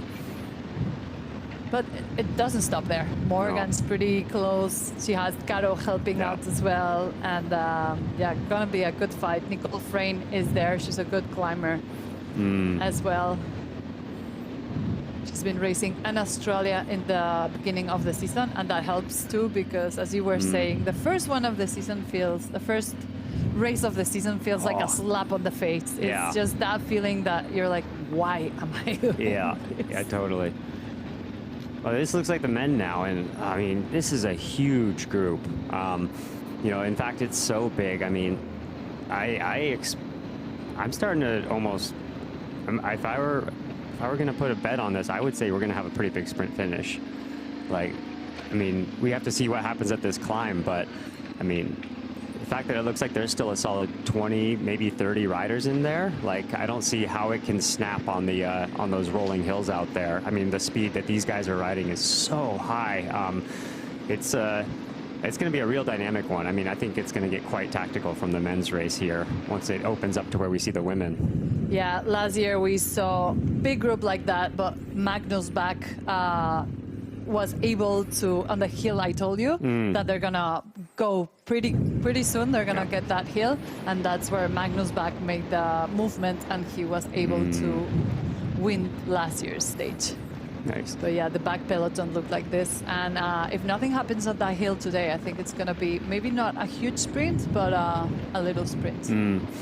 Yeah, and you know, it's a very open race still. I mean, it's going to be interesting to see what Specialized does. I mean, Mess had a you know, his post-race commentary was just that they were going to ride for the GC, but you know, it's we'll see if Keegan Swenson is still in here, if he's feeling better after blowing the injury out, so to speak. He wanted to flush the inflammation out a bit, but you know, they have 2 cars to play with Matt Beers, but the question is, does Matt Beers just do the locomotive pace setting that he's known to do, or do they start using Matt to stay ahead of the race? You know, like Matt might just be covering, allowing Mess to sit back. So the fact that they have 2 riders within that front group of 4, it's everything's on the table right now for Specialized, but. Yeah, we heard with him in the interview with this morning. He decided to change tires because yesterday I think he made a big mistake with the tire choice, and that's why we saw him fall on the mud and lose so much time. Yeah. Well, and then yeah, I mean, and Roman, it's clear he can't play for a sprint today. I mean, he's gonna have to try something on that climb. My bet is he's going to try in that climb. Yeah. He's going to try to go maybe somebody, but he's going to try to use that climb as an advantage for him. So here we have what? It's looking like 2 quite big pelotons. 30 seconds, 25 seconds between them. You know. Yes, it's just like short distance between all the chasing groups. That's Keegan Swenson maybe right there. No, that's Magnus? Oh no, that's the Canadian jersey. That's Ben Perry. Ben Perry. Coming off the group right there. Looks like he just couldn't quite hang. It doesn't look like anything maybe went wrong. You know, and I would say the chasers are probably still motivated. I mean, you see a 30-second gap, but when the groups are that big, I mean, you really, when you're racing, you have to think of the back of the group, right? I mean, that looks like that's a good 5 or 10 second long group right there with, you know, 30-ish riders. So in reality, the chasers are really, they're just thinking about, yeah, it's 20 seconds. We just need to close it. Because, I mean, it's, again, the times that they take is from front of the group to front of the group. So the gap is, it's actually smaller than 30 seconds as regards to the chasing group. Yeah, here on the screen, you have your leaders group. You see Peter Bacock there, Jan Stockley, Wallenberg, Matt Beers, Paul Boss, Matt Swartz, Roman Bardet, Kaiser, and Roger. So, yeah, all the top contenders are there. Yep, all the main players. Ben Perry trying to... He's just yo-yoing. He's not quite giving up, but... He knows the course. He knows that on the downhills he can make a bit of an effort and close the group. But yeah, this is you can see him struggling.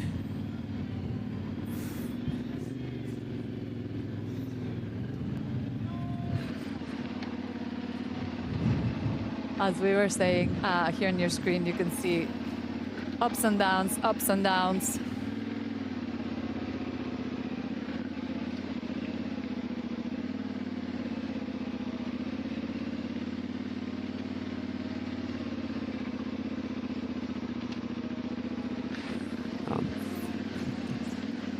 So we're actually getting a few reports out there that there's been some mechanicals that might have been missed with the moto camera and the coverage, but it does sound like it's a little bit more complicated than we thought out there.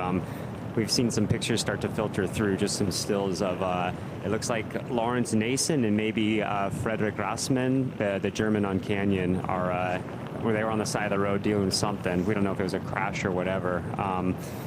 But yeah, Rassmann is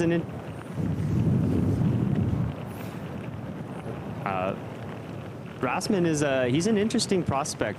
Canyon signed him. You know, he's a young German, but he was actually the winner of the Traka 200 2 years ago, who got controversially disqualified. He took an illegal feed, and again, it's just like how we were talking about with the GPS.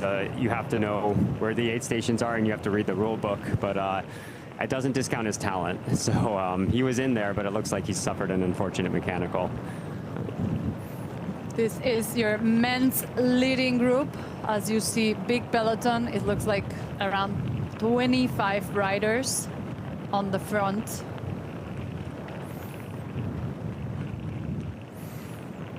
Conditions look way drier than yesterday. We have the chasing group right there, just almost out of sight. So once you're out of sight, you start to lose a little bit. And this looks a lot more splintered, huh? It's not quite connected. I think these guys might struggle to start to come back here. And we actually have Tobias Kongstead. We have a tracker on him, and he's just a little further off. He might be in that third little group there, trying to shut it down.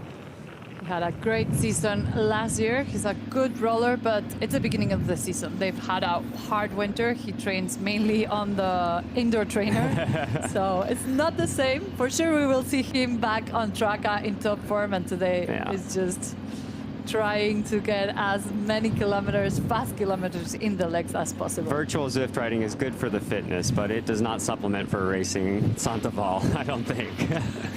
Only racing. Yeah. We have many riders. We've heard from Peter Bacock that he loves racing to get a top form. He doesn't like the training because it's not the same. No. Like, you can train as hard as you want, but the racing. Yeah, it's very much, I'm starting to realize, yesterday we talked a little bit about, the mountain biker tactics versus the road riders tactics, and how mountain bikers are coming in already having the technical prowess, whereas roadies need to learn that. But there's another angle in that, in how riders build their calendars. Vakoch and myself, coming from the World Tour Road, we're used to 70, 80 races a year. So I would drop it down, in my mind, dumb it down to 20 to 30 races a year, and it felt easier, honestly. But the mountain bikers, they race so much less, and the mentality is really they don't want to race unless they show up perfectly fit, So it's always interesting. And so Vakoch kind of has that roadie mentality of like, oh no, I like to race, and you race into shape, and so I think he races more than anyone else in the world. I mean, that guy is racing every weekend, but he raced last weekend. Yeah. In one of the local races we had around. Yeah, and there's no right way or wrong way. It's just what you're used to. And what works for you. Yeah. Each rider is different. And also, there's so much luck involved in gravel with the mechanicals and stuff. You just can't. You can be at 90% and have a better result than when you're at 100%. That's why I personally prefer the Vakoch roadie approach. Is a lot of this comes down to luck and timing. Even, of course, you need the legs always, but if you just race once a month and go 100% for one race, but then you have a mechanical, I mean, that's all for nothing. Yeah. So. Yeah, it's so bad to have those, and they always come on the worst moments, and it's just so frustrating. Mechanicals, flats. Technology is getting better, and we see few of them, but there's still so many things that happen on gravel. So So we're gonna go to see Carla on the 8th station.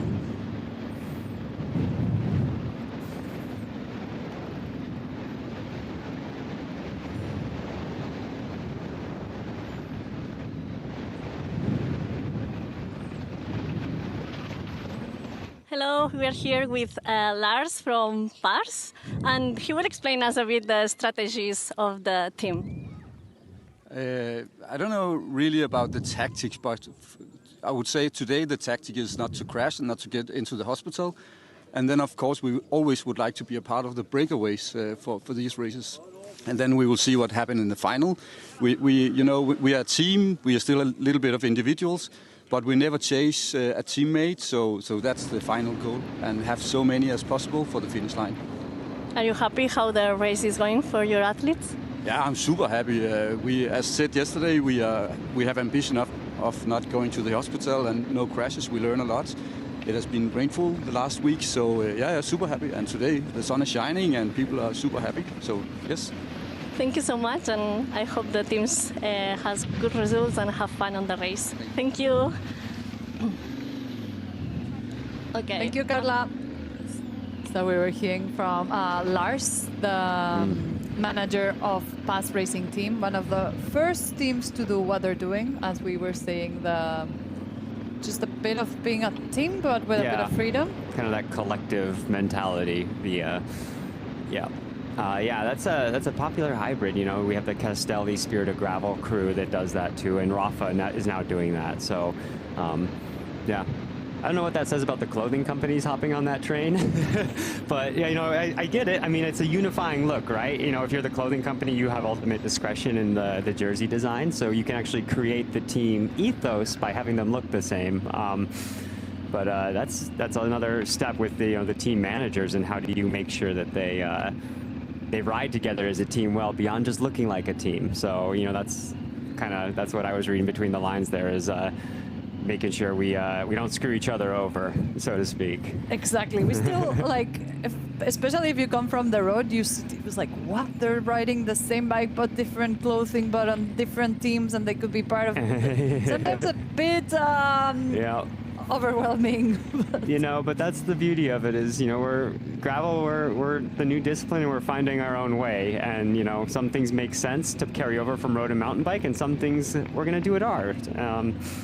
And you know, set new trends. So this is one of those cool nuances of gravel, which I really love. It allows also for a little more personality in the sport. You know, like there's not just a team of faceless riders as much. You know, everyone has space to be creative, and I think ultimately that's good for the sport, right? I mean, we get to have riders to follow and be interested in, and I think as a fan you can align with different personalities. Yeah, I really liked your kit every time. Oh, thank you. Had a lot of fun designing it, but yeah, gravel gives riders a personality, and I really like the team from what you were saying, Castelli, the stock team. Everybody designs their own jersey, and then they can sell it, and people buy it. So you can see the personalities of the rider on their jerseys. Completely. Well, it looks like G's made it back in there. So this is your leaders group on the women's side. She must have just been going through a tough moment or something, but she looks to have recovered and, you know, stayed back in there. Yeah, as you've seen, it's just up and down all the time.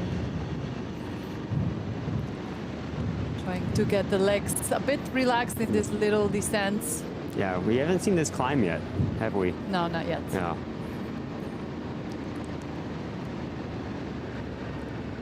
Well, I wonder if G is just trying to save herself as much as possible. Maybe she's not quite feeling up, and she's just trying to conserve to hopefully survive that climb. And then, you know, if she can survive that climb, maybe her chances for the final are better, or to help Sophia in case of something unexpected happening. So a bit of an insurance policy mentality from Specialized, perhaps. Because otherwise, you know, her other move would be to just, if she wasn't on a great day, to just fully sell out for Sophia and make sure that just time trial until she blows up and solidify that gap. But the fact that she's sitting on the back is, you know, telling me that, you know, let's survive the mountain. Yeah, they've grown their time between the chasing group, so it's almost a bit more than a minute to the second chasing group.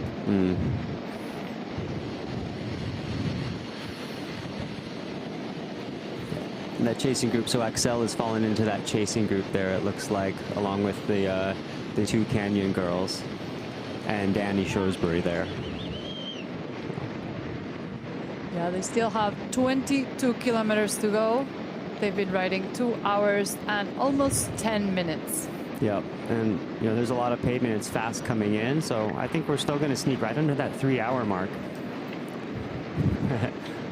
Yeah, I'm guessing, you know, probably got about another 40 minutes of action on the women's side here.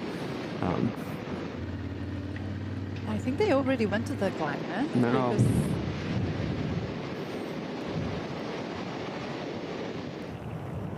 yeah, we might have missed it as we were on the men's peloton there. In which case it didn't fully snap. That's the same group, and no one got dropped.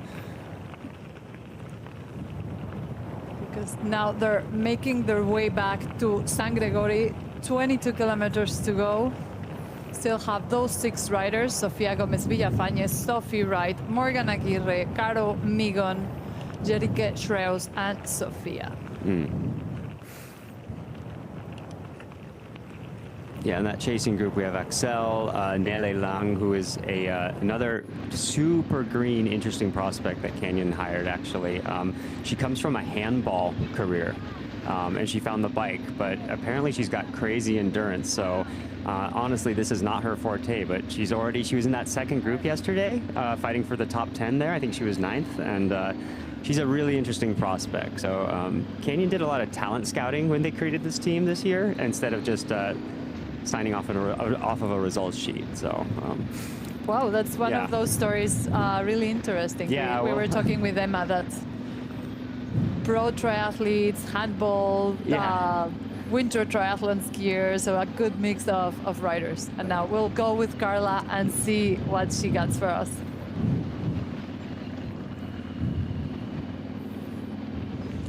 Hello again. We're still waiting for the men's, and we could see here Rosa. He couldn't race today, so can you explain us a bit what happened and why you cannot be in the race? Yes, unfortunately cheering from the sidelines today, but following the men's race, which is exciting, and already saw the strong ladies pass through, so really sad that I can't be part of it.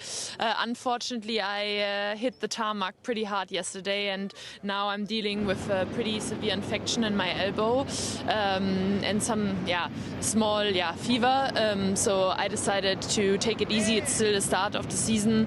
I have big goals, and I mean, of course I'm sad to not race for the win today, but I think we have a big exciting front group from what I could see, and I'm really excited to see how it's going to pan out.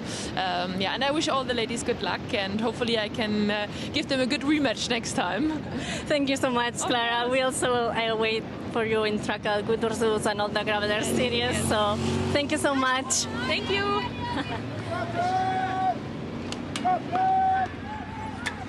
Shit.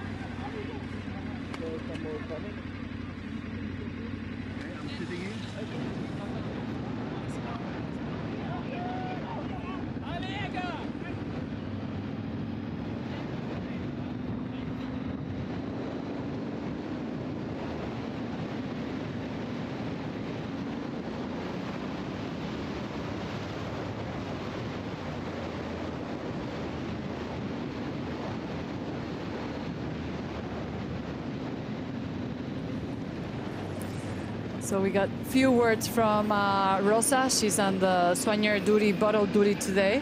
Yeah, I mean, that's kudos to her. That's the ultimate team player. I mean, you know that you could tell in her voice, it stings that she's not in there. And the only thing is, you know, she's the ultimate competitor. So I'm sure she's actually, this is only going to light that fire even more.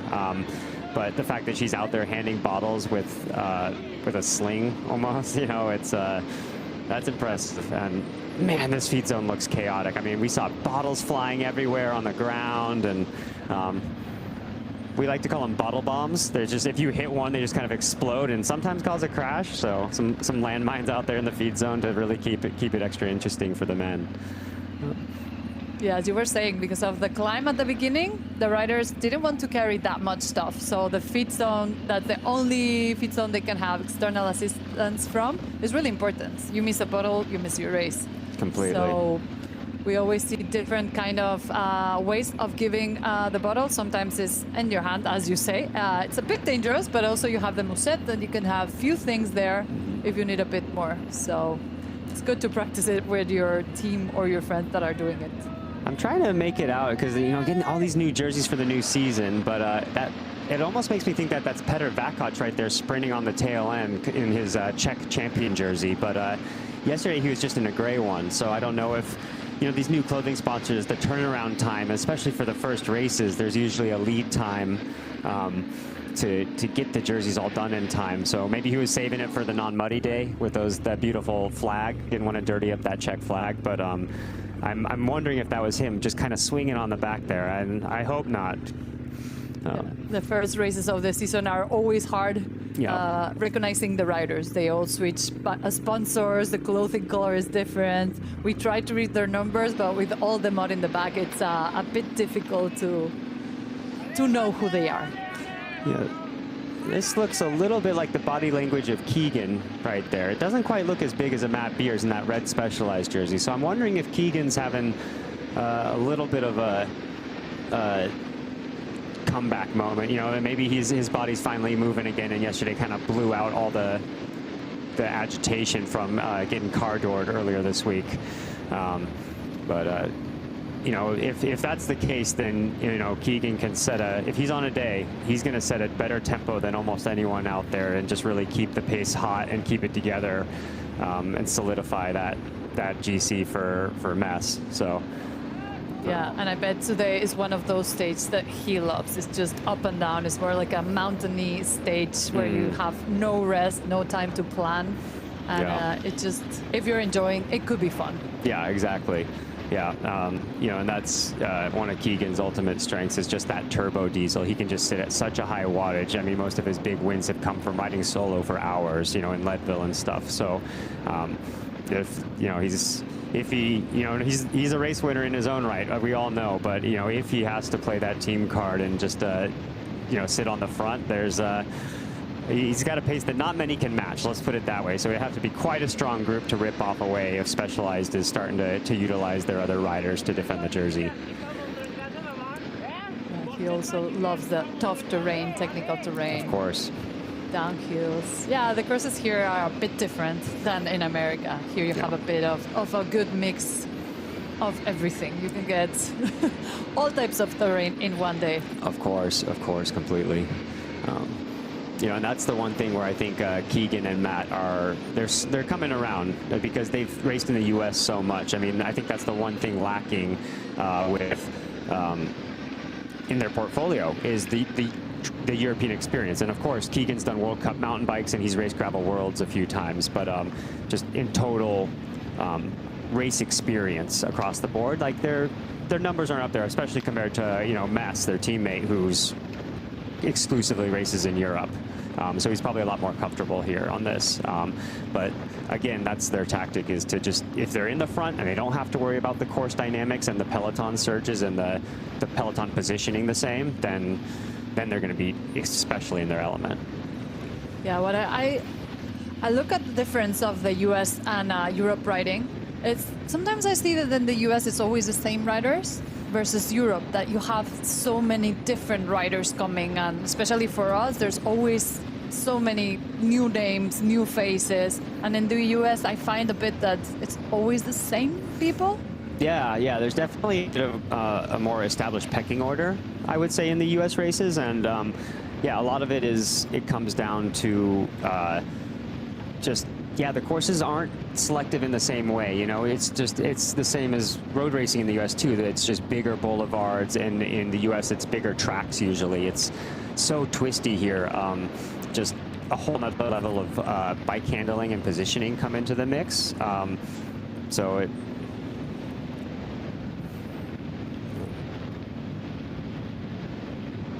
And also, it's just, you know, gravel's really, you know, the U.S. kind of started the trend, but now gravel's booming in, you know, in Europe, and that's, you know, Europe is the heartland of global cycling. So I mean, I think the talent pool is getting a lot deeper, a lot quicker. I mean, you're seeing riders crossing over from all these Conti teams and all these even World Tour teams and pro teams, you know, Category 2 teams. But what I see here, it's easier to move around. There's races in Spain, Portugal, France is so near. Like, you get on a car and then you can race it every weekend if you wanted to. Totally, totally. And the US, I find logistics to get to an event, it's a bit more complicated. This is also very true. Yeah, yeah, and it's.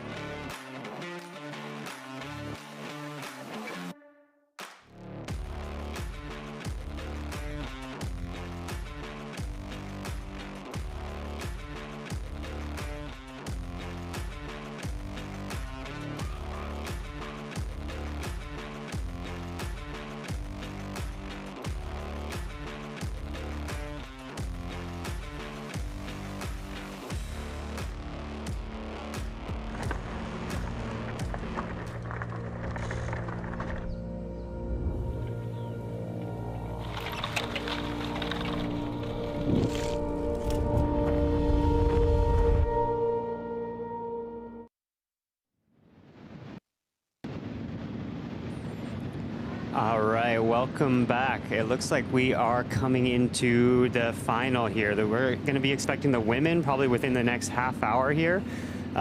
We've been tailing the men here during that commercial break, and it is still just strung out. It's a big old conga line.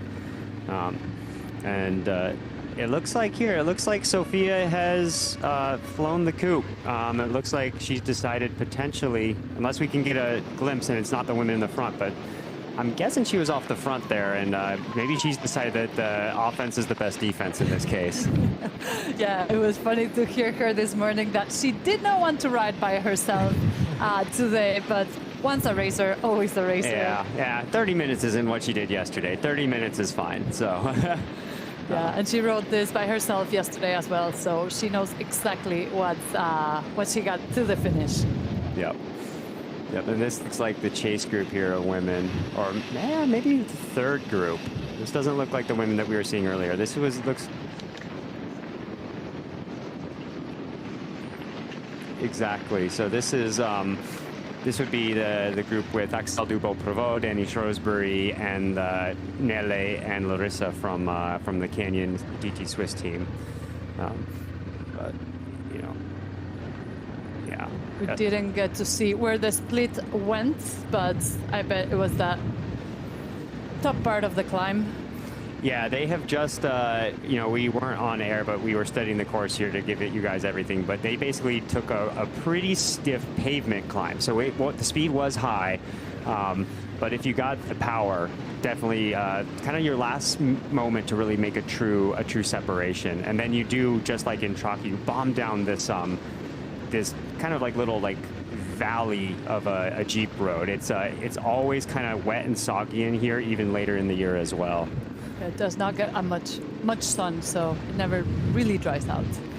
But generally, you know, there's not really rocks in there too much. The ruts can be significant, though, so you definitely got to keep your eyes open.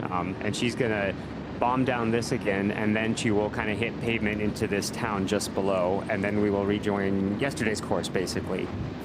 Yeah, she'll do the river crossing, the gravel path through Constantine's, up the little kicker, and back to San Gregory.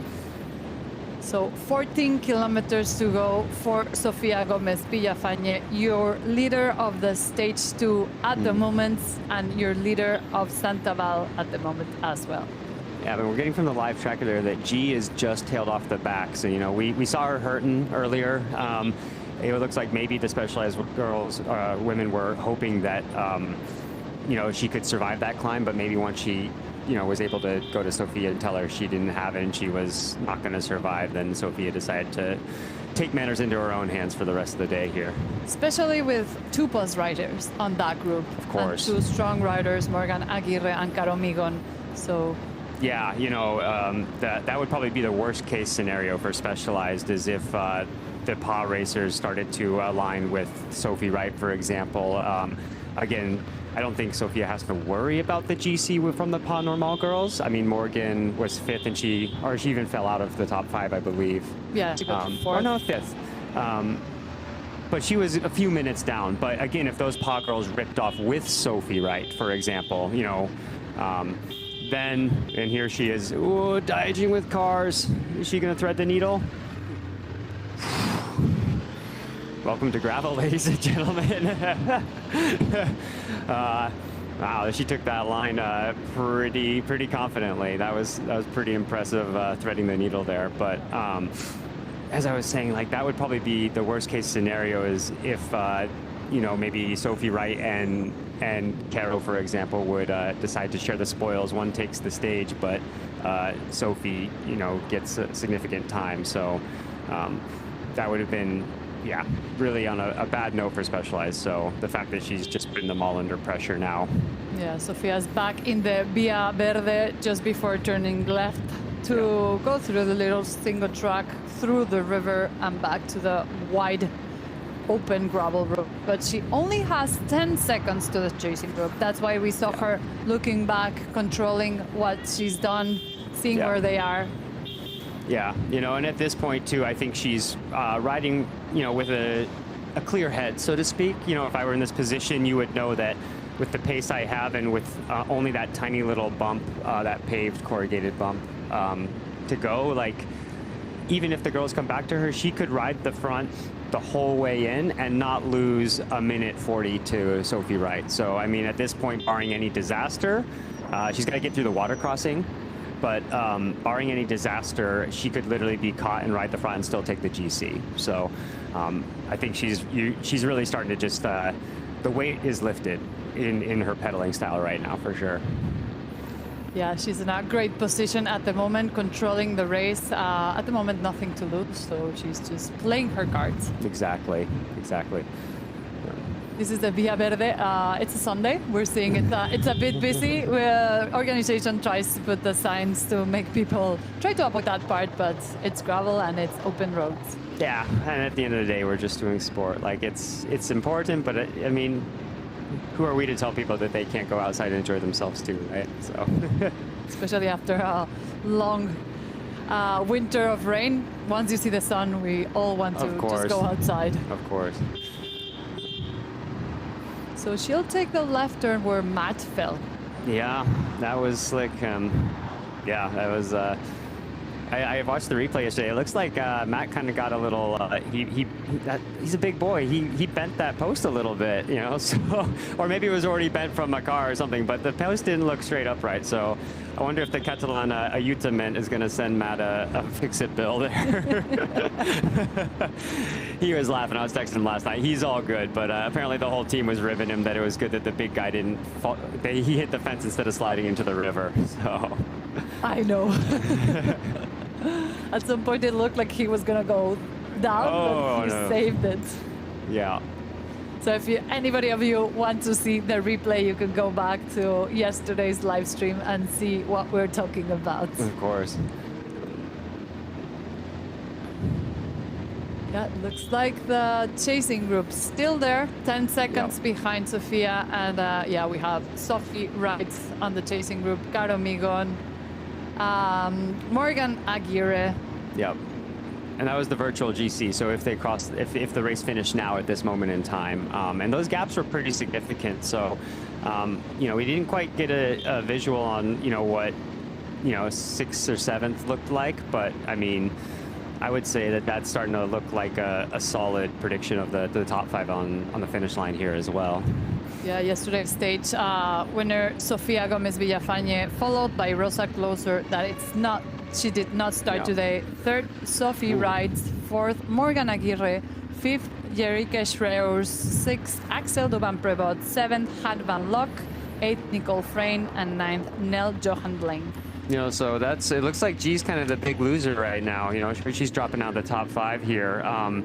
And Axel is as well with that early split. And it looks like Caro Migon is leaping up the overall standings here. She's going to jump into the top 5, it looks like. Because she wasn't even, she's not in the top 9 from what we can see here on our quick pull-up to start the day. Yeah, that's stage racing for you. This is 2 stages yesterday, 120 kilometers with 1,600 meters of elevation. Today is 85 kilometers with 1,000 meters of elevation. And the final standings are the 2 times of the days together. Yep. And correct me if I'm wrong, this might play more into the men's race, but I don't think there's time bonuses for the stage finishes, are there here? No. Okay. So it is just true time, which means, you know, for the men's race, with those big groups coming in, yesterday even, like it was the top 4, but then there was a big group later. Oh, and here's the water crossing, so as long as she makes it through there, she is good to go. Yeah, this little part is a bit tricky if she makes this. A bunch of those embedded rocks. It's always a little nervous. I mean, in your head right now, you're just saying like, don't F up, don't F up. You know, like that's literally what's just running through your mind. Yeah, I think once she's through here, she's almost home. Exactly. Yeah, there were, like this part especially is just like that big rock at the end that if you hit it, that's why we saw some of the men just going down their bikes and making it safe. Yeah, because this 100%. Is the river crossing they did already yesterday at the finish and today at the start of the stage. Yeah, at this point you kind of know where the rocks are in there, or at least the line to not take. You know, we're dealing with a bit of screen freeze right now, but the fact that we still have the audio of the moto going means that it looks like Sophia probably made it through.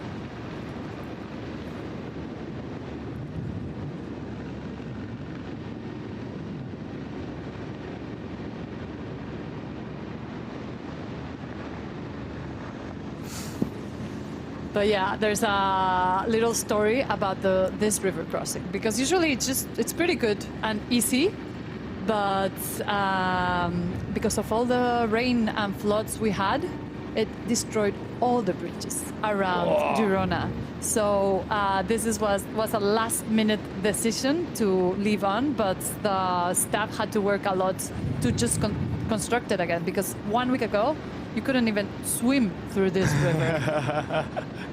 Well, yeah, that's a new level of course maintenance. I mean, just literally throwing. Okay.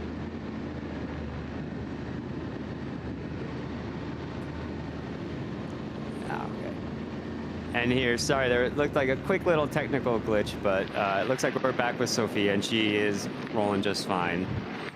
And there's G just on, it would be the chasing group at 1 minute, you know, so.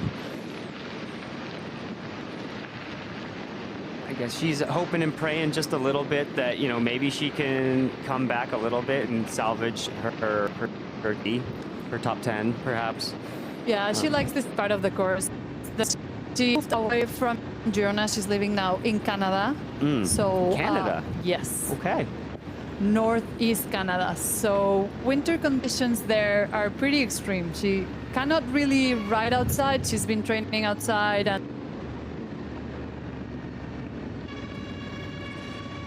as we were saying, riding in the home trainer is not the same as riding outside. So the season is long. She's in good form, but she's using this race as a preparation. Yeah, you always just got to take that with a grain of salt. And you know that, you know, this come April, all's fair. You know, it's you just, those who, you know, live up in the cold winter conditions, you just focus on more of a summer season. Yeah, we're back to Sophia. We're seeing here on the lead. Now is 20 seconds to the chasers. She's made a bit of a gap. Looking really strong, really concentrated.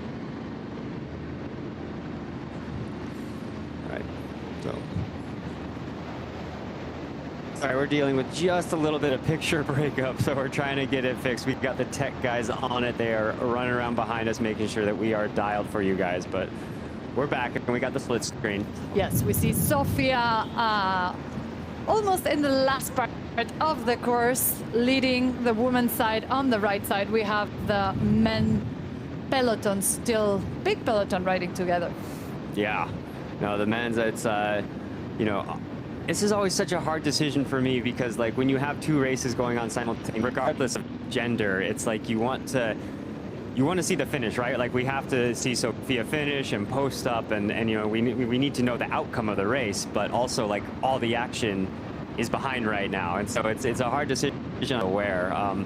You know, as the racer in me, again, regardless of gender, like, I want to see the big group and the peloton, right, and see what's happening. But also, we got to, at this moment in time, definitely give Sophia the credit and see, you know, she deserves the attention right now too, which is putting on quite a display. Yeah, she's looking back to see where the chase, but I think she has to be happy with this ride. The men are on the pavement here, and that is still such a big group. I see that red jersey in front. You know, I think Keegan is just, it looks like Keegan. It could be Matt. Hopefully we get a moto up front shot, but I mean, it looks like they're just keeping the speed high and kind of like nullifying any attacks and making it less complicated for Mess until the very final. Yeah, relaxing a bit on the tiny stretches of pavement that they get. Yeah. Getting a breather in. Back to Sophia here. She's almost getting into the little kicker, little downhill, and then a few kilometers will have her just here in San Gregori. So first time racing Santa Vall for Sophia. She's getting to know the gravel paths, all the people around, but she's done what she was here to do. Yeah, I mean, she's this point 2 visits to Girona, the Traca 200 last year, and Santa Vall, and she's going to be 2 for 2. So batting average of 100%. Who knows? Maybe she's got to convince Keegan, but maybe Klaasmark might end up pulling Sophia and Keegan to be the next Girona locals. Got to pull them out of Tucson. Yeah, maybe the winter in Tucson is a bit better. Girona's been a bit cold this year, cold and rainy, and still a winter. People come to Spain. It's like, oh, I thought Spain was warm. I'm like, if you get the sun, it's warm, but mornings and nights can be a bit chilly. It's very cold, yeah.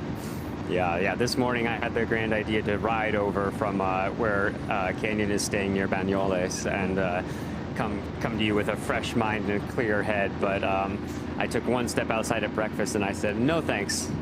So I'm going to ride my bike home after this. Oh, wow. Emma and I did ride here, but just from Girona. I couldn't feel my hands. I couldn't find my gloves this morning and I was riding without gloves. I was like, bad idea. So Sophia is just going through the chickens farms on your left, almost on the last kicker. We cannot really see the times to the chase group. Yeah, it's a little pixelated, but I would assume, right here, this is the widest gravel path in Girona there is, really. It's just you can even make it in a road bike. Yeah, I used to train on this all the time during my roadie days in the World Tour before we even thought about riding Girona gravel. Yeah, it's a lot of road riders do it because parallel is the road, but it gets busy sometimes, and you just want to come home and getting through salt, it's just traffic and stoplights, and it takes a while. So a lot of the riders do take this gravel path, and then you see the chicken farms. They are really nice gravel path. It is beautiful. Yeah, and that was just a whole thing. My whole, again, I first came to Girona in 2006.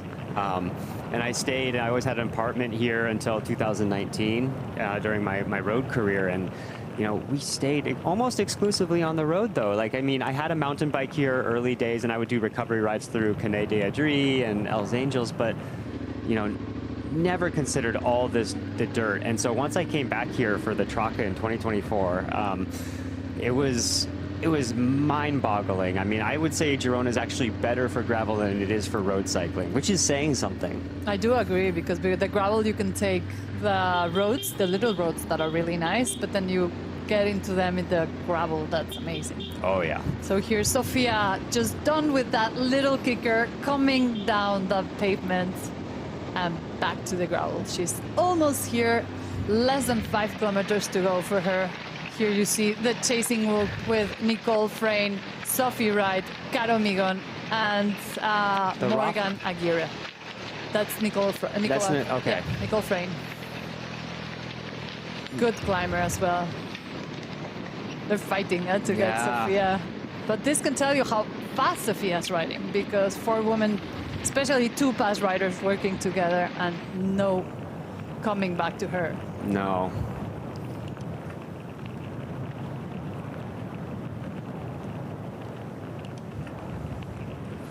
Yeah, well, these 4 women they're going to fight it out for the stage honors at least. We're still talking top 3 stage. So it looks like this is going to become the GC as well. But top 3 on the stage and another chance to walk up on that podium it's always motivating. Yeah, so if this stays like this at the moment, we'll have Sophia in first on the general classification, then second will be Sophie Wright, and third will be Morgan Aguirre.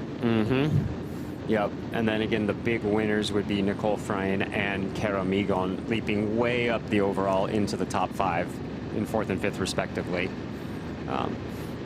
So again, and G Schurers, I'm guessing she'll end up right about 6, because we know she's the next woman on the road, just in no woman's land there.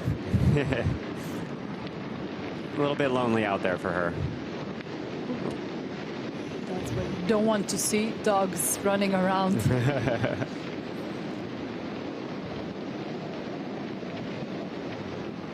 Caro Migon taking all the pull, trying to get Morgan to the finish line as fresh as possible. Yeah, I don't know who the better sprinter is here. I would guess it's probably Morgan. Caro seems much more like an endurance racer. Sprinting-wise, Caro never wants to get to the sprint. That's why she attacks so early. Yeah. She does those solo breaks. Yeah.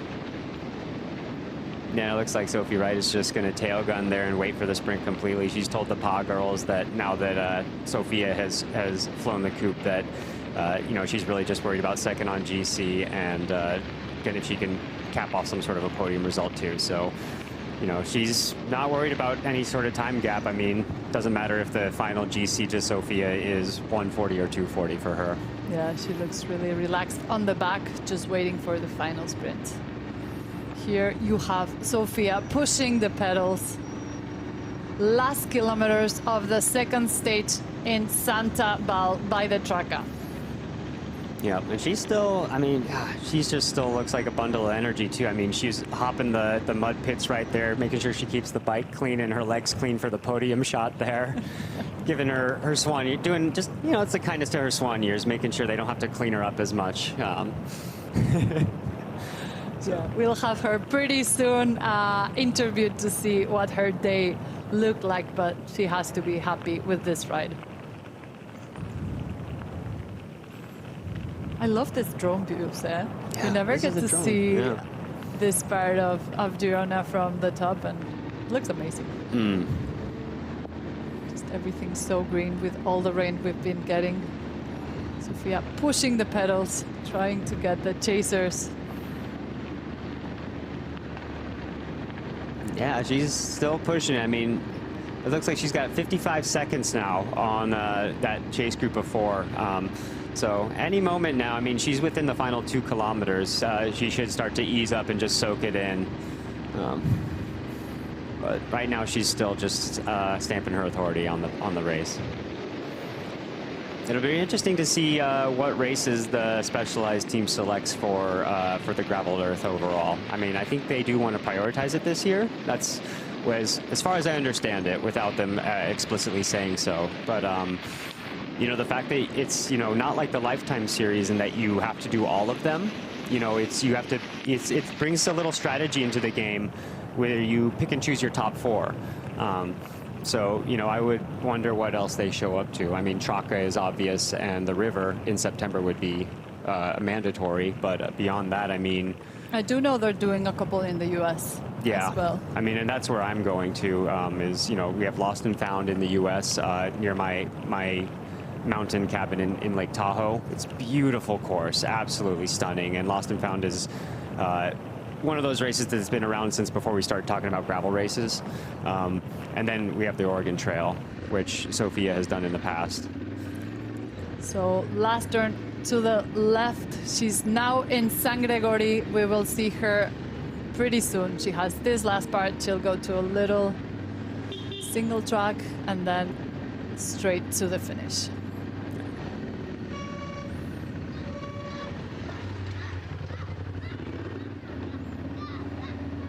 They did change this part from last year. Last year we were in the pavement to the left, and now she's celebrating with the kids. There we go. Yeah, getting them stoke out the next generation. Maybe there's going to be a little girl there that sees what's happening, and she's lining up for the junior category in years to come. So, yeah, now we'll get some images from her in the finish line. Yep. Here's the women's sprint. Sophia's posting up. This time she posted up ahead of the line. She wasn't fighting for every little second there. She's always calculating, making sure she ticks every box. Consummate professional. So your winner of Santa Vall Stage 2, Sofia Gomez Villafañe from the Specialized Racing team. And here we have the chasers. And this is the final sprint. I mean, that final corner, you only have about 50 meters to the finish line, huh? So for me, I mean, the race is to the final corner. You take it wide, go, you know, apex to corner, you effectively block the road. So, you know, if I were in this sprint, I think this is what we'll be seeing with the men, especially, is, you know, for me, it's a race to the final corner, not to the finish line, because you can always kick out one more time. Here you can see it really clearly. Yep. There we go. That's what we were expecting. Yep. So Sophie Wright in second, Nicole Frayne in third, Morgan Aguirre. No, Caro in front of Morgan Aguirre. Yeah, so Pa girls working as a team, but bringing up 4th and 5th, unfortunately. I know none of them like sprinting, so. You know, I will say I'm the first to admit I can't sprint my way out of a wet paper bag, but, you know, my dad actually gave me some real good advice. He was a racer back in the day, and no matter who you are, there's always going to be someone in the world that keeps up. You know, it's beautiful when a solo victory happens, but even if you are one of the top pros, someone else will keep up someday. So you always got to work on your sprint. Really good advice. Here you have. I can say it, I can't do it. Me neither. Here you have Caro Migon, Morgan Aguirre from PAS Racing Team commentating on. We'll try to hear what they're saying. Yeah.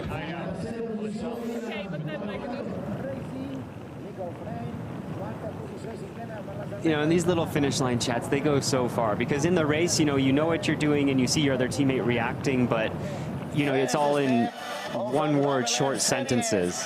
So the fact that they can immediately debrief right now, it just furthers that bond and strengthens that bond. We just saw Jorike Schreers crossing the finish line in 6th position. Pretty good race for her. She stayed with the group in the first climb, tried to help Sophia, and then lost a bit of time there, but great race for Jorike Schreers today from the off-road specialized racing team.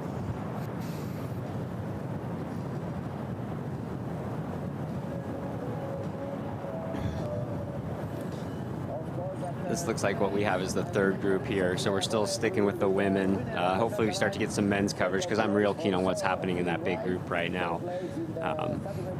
You know. Hopefully soon we get back to the men's side to see how it is evolving. Yeah, I'm curious, you know, how far Keegan's going to go. I mean, Matt Beers, he's, you know, the actual road tactics of a race like they're not his favorite. So he will almost always default to riding as hard as he can on the front, knowing that he has the capacity to do that, instead of worrying or in a positioning battle or anything like that. So, you know, I'm waiting to see how that starts to pan out. Still here with winner Sophia Gomez Villafañe, Jorike Schreers teammate, and Nicole Frayne. You have to be willing to eat shit to overtake.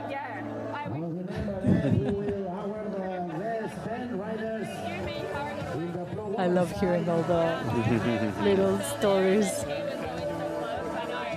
So many things. Oh, you're so nervous, and sometimes, yeah. That's the cool thing about gravel is, you know, everybody has a story out there, you know. So you have the results of your top 10 of the second stage of Santa Vall in this. Yeah, so then we had that racing group end up losing 3.5 minutes. Excel led them home. Young Larissa Hartog, the cyclocross specialist we were talking about earlier, stayed in there. Shorter race seemed to and she hopped into the top 10. Curious to see what the GC ends up looking like.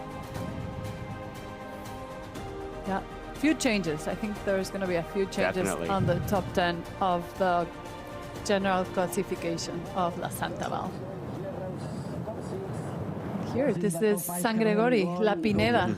Morgan Aguirre in the podium already. Second position for Sophie Wright and victory for Sophia Gomez. This is the overall ranking. Today they looked a bit more relaxed. So it's over. No more stages tomorrow. Yep. We're here with Carla. Oh, well, it was really nice. It wasn't as muddy as I maybe expected it to be, so I maybe could have gone with the Pathfinder over the Tracers.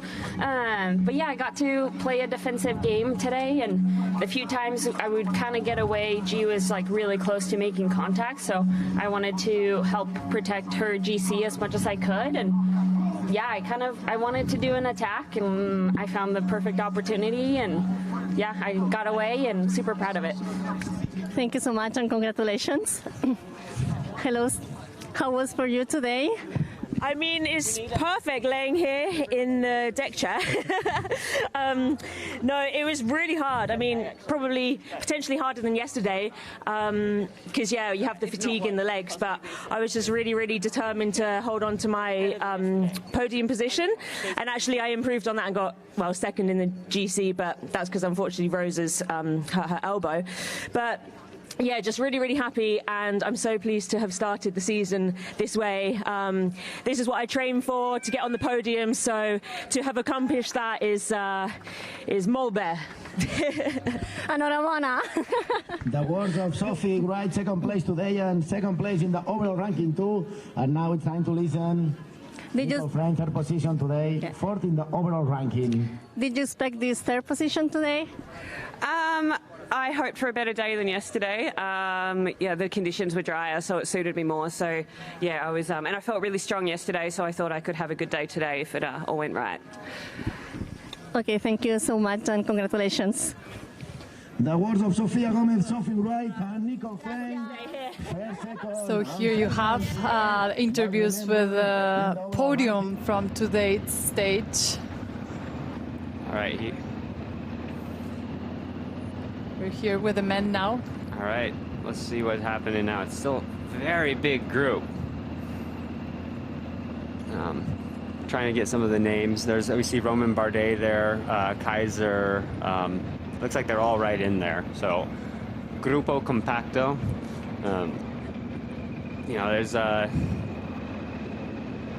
looks like we're coming into the last pavement climb, or we might have just passed it before that rough downhill where we saw Sophia leading there. It's a little sloppy in there. So a group, I wouldn't want to be in the back of the group for this thing. No, me neither, especially this big of a group. Because now I think they're just talking to each other. We see them in the back, a bit relaxed. Well, that's Matt Beers. So I don't see Keegan after all. That's Matt Beers. He's, you know, sticks out above everybody. He's, you know, 6 foot plus. So big guy. They have a good pace though. See those that they're passing their few of the women. You see Paul Voss there in the German champions jersey. That one's an easy one to pick out. I see Vakoc there in the Czech champions jersey. They are both very capable sprinters. So I think they're saving their legs for that final kick. This is going to be a real interesting sprint. We're going to see a lot of attacks starting to fly. There's a lot of guys who know they don't want to wait for the sprint. A lot of guys with something to prove after yesterday, especially that wrong turn, who felt like they did have the legs to be in that front group.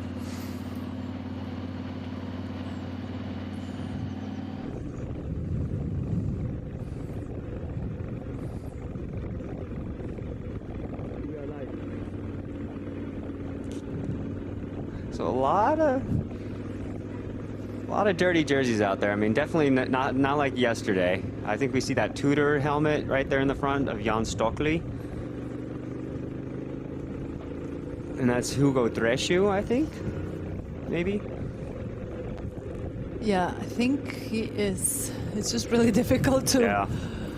You know, Hugo and Axel, they had quite the fairy tale end of season last year. They are partners, for those who don't know, Hugo Dreschu and Axel Dubois-Prevost.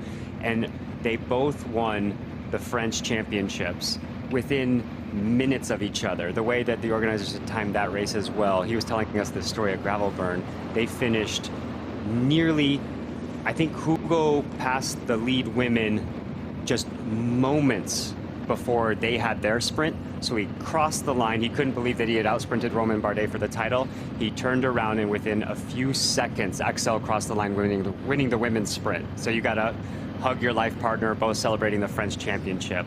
So that was a life-defining moment for them. And then they went on to both ride into the podium, with Axel taking the win at Gravelburn, which is one of the biggest stage races in the world now, out of South Africa at the end of the year. So, yeah, I really want to go there. Nice little honeymoon, so to speak. Know. What a great story. I've known them for ages since they raced cyclocross. So they've been together for a while, and now both gravel racer, now in different teams. Last year they were in the same team, but this year in separate teams. Yeah, that was a little hard to see. I mean, I think it's super cool with the privateering gig how, you know, you can leverage sponsors as a couple. It's a story, right? You know, but unfortunately, I mean, I think when EF Oatly comes calling, Axel that's an offer you can't say no to. Here on our screen, that's a BH rider. Is that Wout or is that Hans? Gosh, he looks lanky. If that's Wout Allemann and he's gapped off, that is Yeah, a shame. And looks like Wout. Uh-oh. It looks like he's also, if that is him, it looks like he's resigned himself today to the sad fact that he's going to be losing his podium spots. They're not far behind, but it doesn't look like this group is helping. No, this is too close. This is definitely a drop group with no hope of making it back. It looks like they don't have the rotation, they don't have the urgency.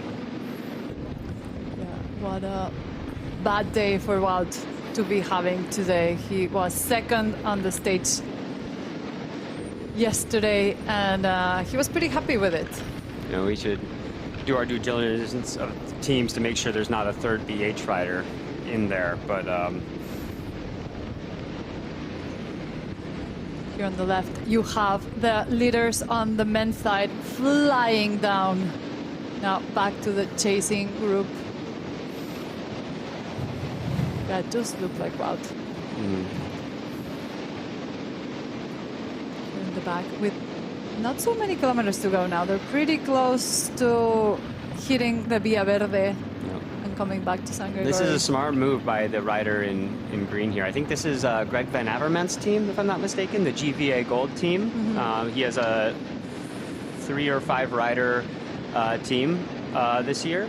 I mean, is Van Avermaet in the race himself? I don't think so. He didn't come this time. But a few of the riders of the team came. There were 3 on the team presentation. Jelle Vanendert is here. You know, he's an ex-World Tour rider. No, I don't think he was here either. Okay. There were 2 younger guys. Okay. I have the sheets here so we can tell you who.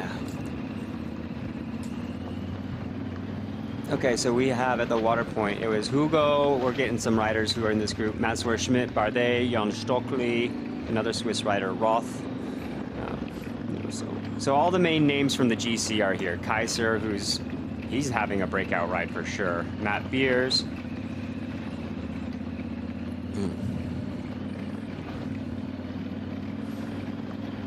Yeah, so that might be Lucas Malczewski, who was a Belgian who was 6th at Santaval last year. So he knows what he's doing.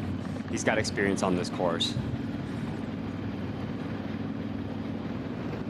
Yeah, 85 kilometers on today's stage with 1,000 meters of elevation. Conditions are a bit better than yesterday. Still a bit muddy, but not as muddy or windy as yesterday. And we were seeing some of the other names go through. Again, all the usual suspects who were we'd be talking about outside of yesterday's fearsome foursome. So I saw Petr Vakoch's name flash up. Braden Lang, the American champion, is in there. You know, he's interesting, and this is his first European gravel race. But he is one of the most gifted technical riders in the USA, hands down. This kid will do wheelies uphill. No-handed pedaling, no-handed wheelies. So he has fun on the bike. And so, you know, he finished yesterday, even after he went the wrong way at the moto, with just the biggest smile on his face, saying that was sick. You know, I think some of these mountain bikers, they don't like just the boredom of the pan flat gravel roads, but the fact that this course is so dynamic and twisty, it makes it technically interesting in other ways beyond mountain bike single track. So I know he could not wipe the smile off that mud splattered face yesterday, which is pretty funny to see. Yeah, you love those stories, and I do agree. It's just gravel races like this are super fun because you have a bit of everything, and mountain bikers can enjoy. It's a different bike and different skills, but if you can handle your bike and a mountain bike, you're fine with a gravel bike. You know, and that's the thing I love most about gravel versus road is, you know, of course, you know, road is, you know, by all means it seems to be, it's still the most competitive, the preeminent discipline, the most money, but, you know, if you're not, road is very performance focused. The result is what matters, because, you know, if you get dropped in a road race, you just ride. You know, it's like you just have to get to the finish or your time cut, or you stop, unfortunately. But in gravel, even if things go pear-shaped and they go sideways, like, it's still a good day. You still get to ride a cool track, and it's always fun to ride gravel instead of just race it, which is, you know, I think that's probably the most beautiful angle of this sport. Yeah, and that's why we see a lot of age groupers come as well. It's like 1,000 participants come here. 200 of them are pro, but the rest are just trying to enjoy have fun with her friends. So a little better holding on traffic this time than what we saw Sophia pull through that. That was still a pretty impressive thread the needle there. They're back on the Via Verde. Yeah. Oh, this rider in green, he's just hanging. You can tell he's just tailing every time, but he just won't give in. I mean, whoever this guy is, he's got grit, that's for sure. You can just see him yo-yoing. And again, that elastic band situation in the peloton is just snapping and snapping. You know, he's sprinting so much harder than the guys who are 20 positions in front. For the way he's pedaling, I think it could be Julian Simmons. He's a cyclocross rider. Rudy Strider loves coming to the events of the Gravel Earth Series. So there's been a pretty big snap in the peloton here now. You know, off that downhill and stuff and sprinting. I don't think we are with the lead group here. I think that this is a chase group. I think there's been a pretty big band. That looks like Braden Lang, who I was just talking about, the American champion. You know, they're again, the teams came together so quickly in you know, just February race. He has not got the chance to debut his Stars and Stripes jersey yet. That'll be coming hopefully by the next races. There on the top of your There screen, you can see the difference of the chasing groups. Some drop there, some of the women passing by them. Tunnel vision, I like it. Yeah, I feel like I'm in a speeder bike in Star Wars right now, just so, yeah. Here we go, the men's group. This is your front group. So we got a Ribble rider. There's Magnus Bach Klaris sitting in there in the Danish jersey. I see Vakoch and Paul Voss there, so got a trio of national championships, or national champions.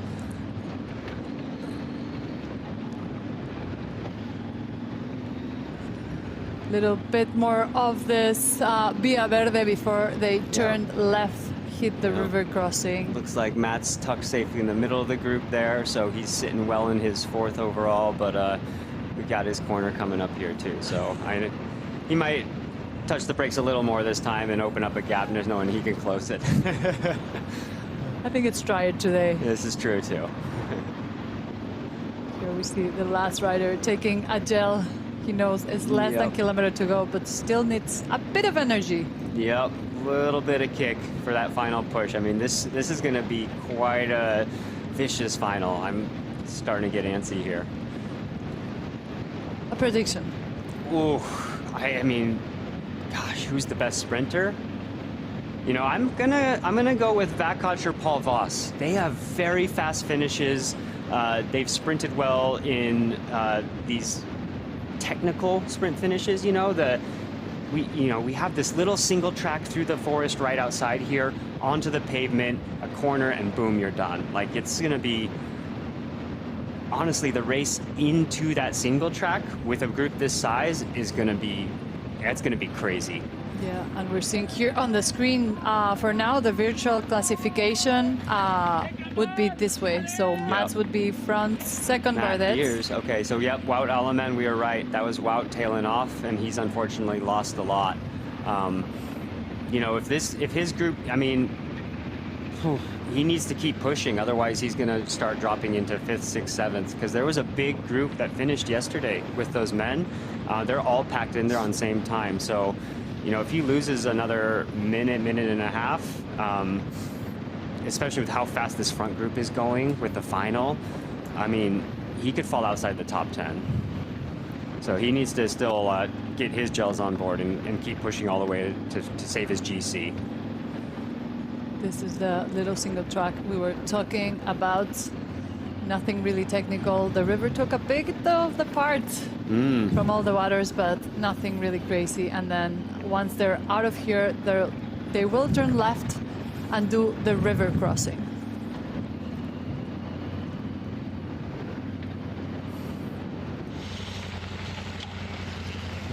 Here they go. No.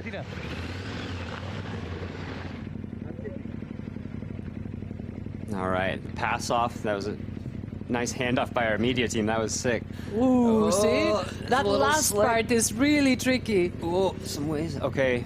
He's going to try to use that. There's Roman Bardet right there in the front wheels. Paul Voss made a surge up there. Matt Beers. Yep. Peter Babcock. There's the tail end of the group. Magnus Looks like, there. Braden Lang was right there again, so they reconnected. That was a huge gap. They must have pulled some, gotten a good chase together to get back. Just sprinting on the wheel. This is what I don't miss. Of course, I'm still unfortunately, I'm racing again very soon, but this makes me just remember the lactic and the pain. That would be Gerard's car right there, getting rowdy. That's a boogie. It's scary. I had to go there. Yeah.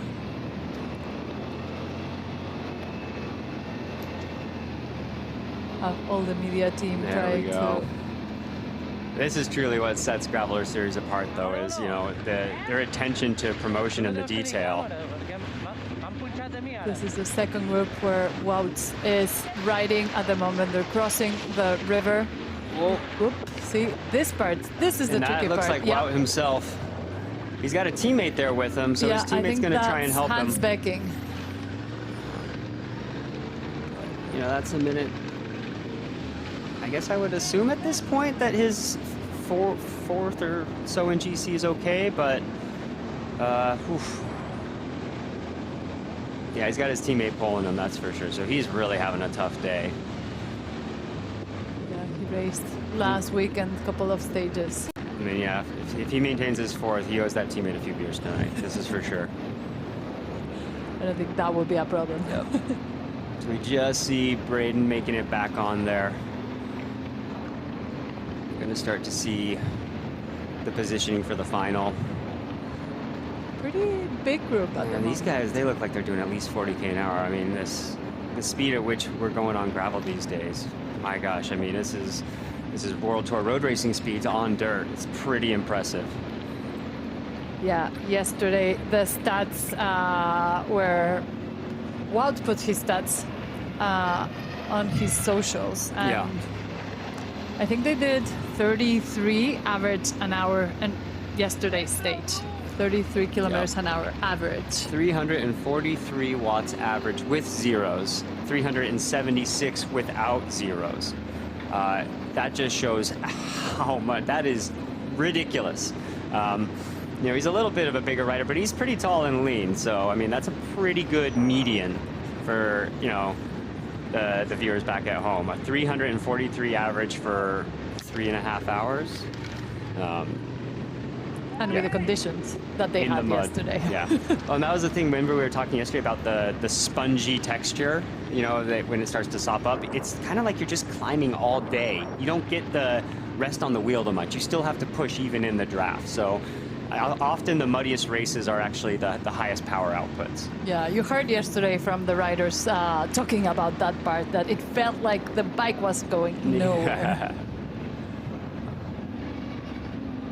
Here, last sharp turn to the right. Matt Beers there right on the front. So Matt is taking charge using his power, and he's just going to keep the pace all the way hot, all the way in. Magnus back closing the group in that Danish national champion kids. Yep. I mean, if I were Specialized right now, I think that's a good call. Matt's not going to lose his third on GC. He's currently third on GC, so they're going to have 2 on the top of the podium. And priority number 1 is just to keep safe. Yeah, they were talking about that this morning. Specialized just want to get the general win and doesn't really care of the stage today. Yep. Yep. Oof. I think Gerard had a few Red Bulls too this morning. I saw him on the start line and he was already dancing. There is no one more hyped at the start line than Gerard for these races. Yeah, he really enjoys these events, love having people around, and you can really tell that he loves this game. So here, this is your chasing group with Wout Alleman with a teammate, Hans Becking helping, trying to make that loss of time the smallest possible, because he's still fighting for the third position. but at this moment is looking pretty tough for him.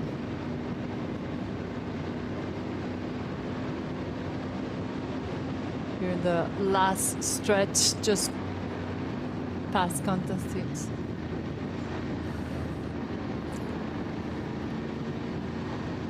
So now it looks like chasing group is working a bit more, trying to close the gaps. It looks like I'm also looking at a few of the last time gaps. Our young Catalan protege, Ángel Morel, is in this group, it sounds like, tucked in. He might be back with Hans Becking's group now. This was from the last time check, but he is survived, and he's playing with the big boys, which is really cool to see. Yeah, we were talking yesterday about it. It's the new program from Classmark. It calls Traka Roots, and it's to bring a youngster, give him the tools to make it to the pro rank. So it's really good to see Ángel here fighting and riding with his idols.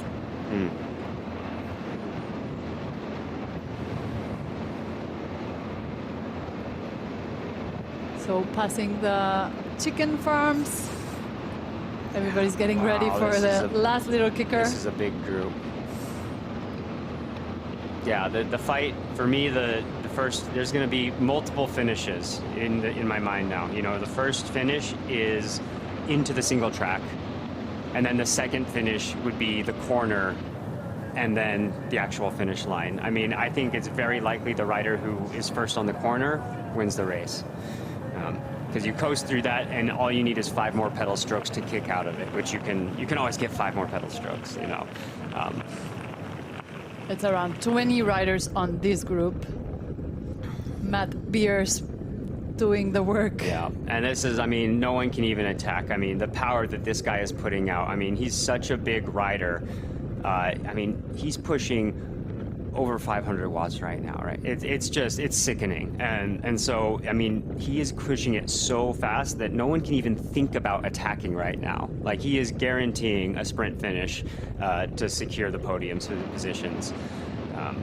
It's just, yeah, these guys are helpless. They're at the whim of the big man. And that's what I think Specialized wants. Yeah. And this is, I hate, you know, as a racer still too, I hate to say it, but it's sending shivers down my spine because Specialized, you know, they only have 3 riders. It's a small team, but it's 5-star riders. So you wonder, you know, how does ego play into this? They all want wins. They all want, you know, but they are riding like a team now. So, you know, the competitor in me is like, damn it, you know? Yeah. But it is, you know, it's good to see for the sport. Here's the last little kicker.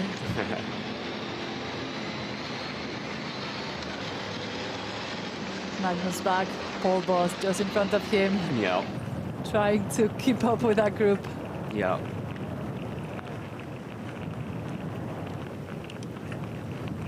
Yeah, we will. It's the first dance of the season. It's the first one of the Gravel Series. We heard of new teams, especially the Specialized off-road team. Everybody wanted to see what was going to happen, how did it look, and I think that they're making a clear statement. They are, for sure. You know, they signed race winners in Keegan and Messer-Schmidt. Matt Beers was already locked in. He's been in that program for his whole career, really. And so, yeah, you know, you can go multiple ways. You know, we see PA Racing or Canyon kind of go by strength in numbers. They invested a bit more in youth and potential, or you can sign big riders. So it's really always an option in how to use that budget. I mean, the budgets aren't still the same as the World Tour teams, obviously. But here you have the chasing group with Wout Element. Looks 1 minute? Bit more. Yeah. Yeah, I mean, he had a good, I think there was a 3-minute gap from Wout to that next group yesterday. So hopefully they survive that. I mean, I'd say they're, yeah, about a minute back. And we're seeing up there the Chasers are a minute 5.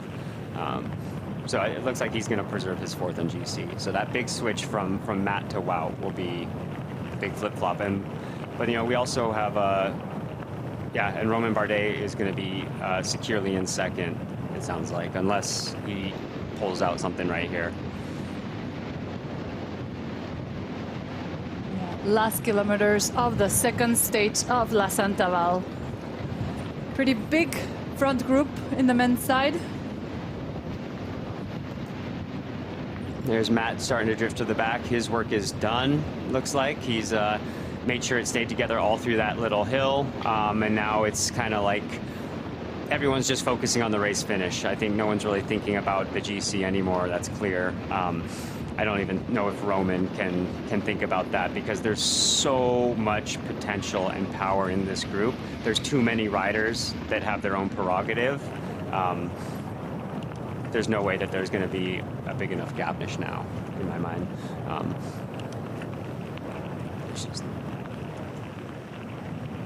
They're almost on the finishing straight. I think it's going to be a big sprint. There's that beetle. There's got the Girona city center at the base of those mountains up there. You can just see the cathedrals poking out up there, those white spires.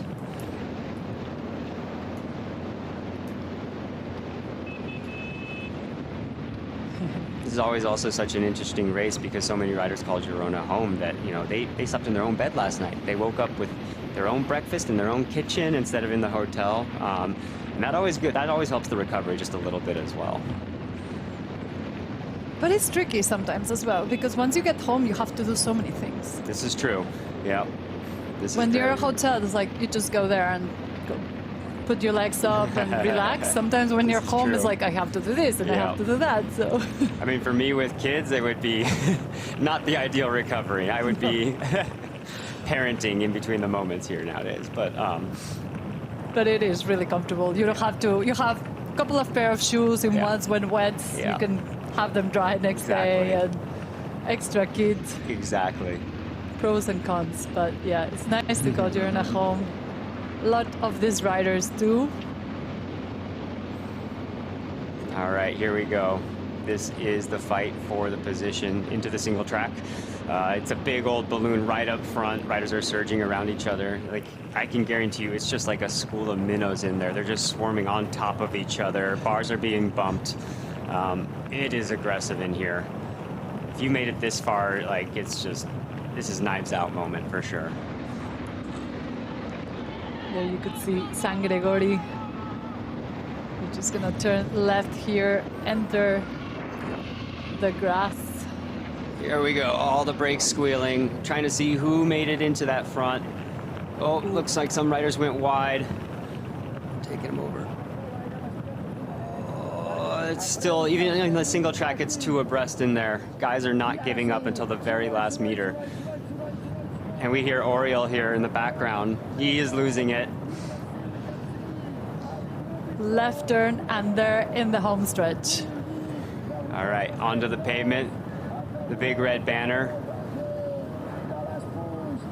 Oh, and we have one rider with a very healthy dose. Who is that? Whoa. Oh, he unclipped over it. A Bixis rider, BIXS team. Wow. All right, Vakoch is there. Looks like he didn't have it. He rolled in at the very back. There's Braden and Matt. They're friends off the bike, too. Tim Wollenberg. All right, German rider. There we go. He has a healthy, I mean, his name has popped up more than once over the years. He's a very experienced rider there, and that was impressive. Though he hit that little timing mat there that protects the cables, and he popped a foot out after the sprint. He was first at Negros last year and fifth at Santa Val, so he knows what he's doing. Well, and fifth overall in the series last year, so, yep. And this is a big win, especially the Bixis team. You know, they really above their weight here, so that was impressive to see. Yeah, he looked happy. Yeah. You have Morel there, top 20, hanging in that group.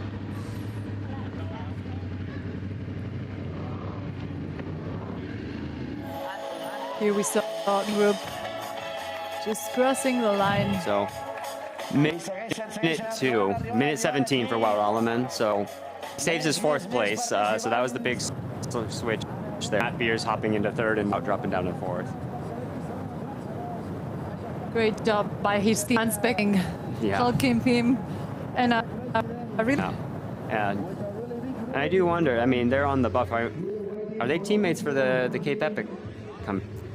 I think they're sponsors to go to the Cape Epic. Not yet. Not yet on the start list. They will look sponsors because it's not a cheap one to go to. Definitely not. Definitely not. They raced the last couple of years, especially together.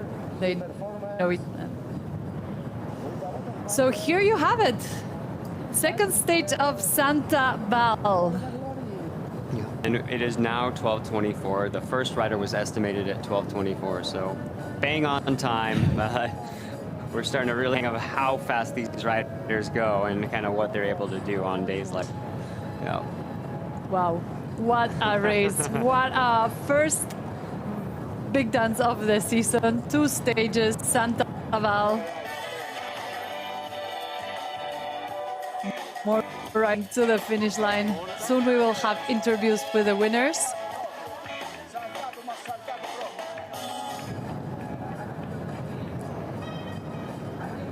Yep.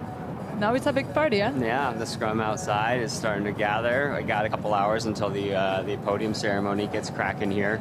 Yeah, I'm curious to see the top 10 overall, who will be up all some significant points on the line for the rest of the year. A lot of riders are going to be debriefing tonight. Taking notes, Yep. Seeing where their form is, what they have to do. Yeah. With then a lot of homework until the hills. I think a lot of riders are going to this Castellón race next weekend. It's not a far drive, so I know a lot of riding around town for a few days.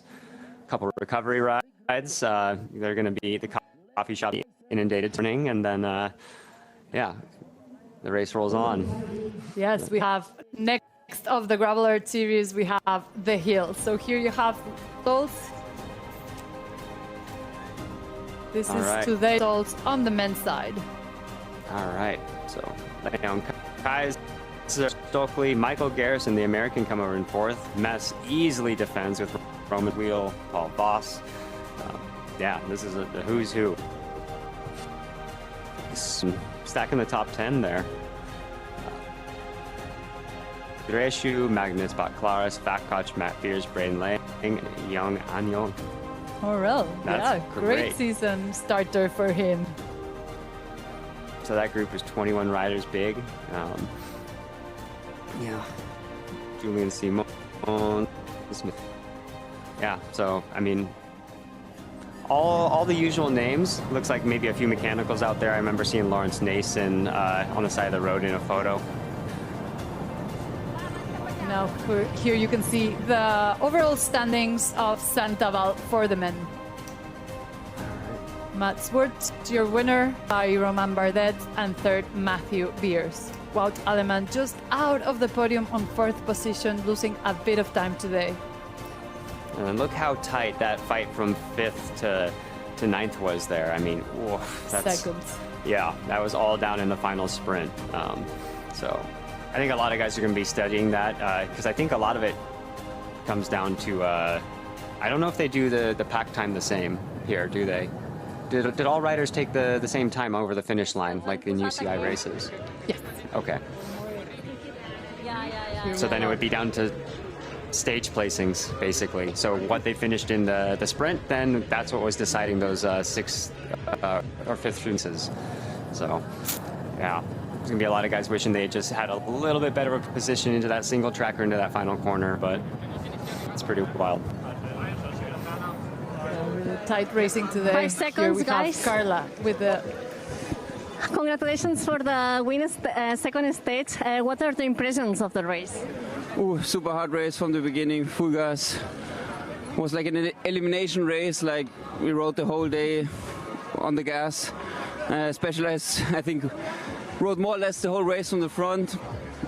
Every minute we lost some riders. And in the end it was a sprint about 15-20 riders. My teammate John and Leon brought me good into position. And we are super happy with the win today. Thank you and congratulations again. Did you expect this podium and this stage? Oh, I don't know. I knew that the second stage would suit me a bit more because normally I'm used to the cross-country racing. So yeah, for me today was much easier than yesterday, and I could enjoy it a little bit more. Yeah, I felt good the whole race. Always stayed like in the top 5 or top 10 position. And then yeah, in the last kilometers I talked with Tim because we are very good friends.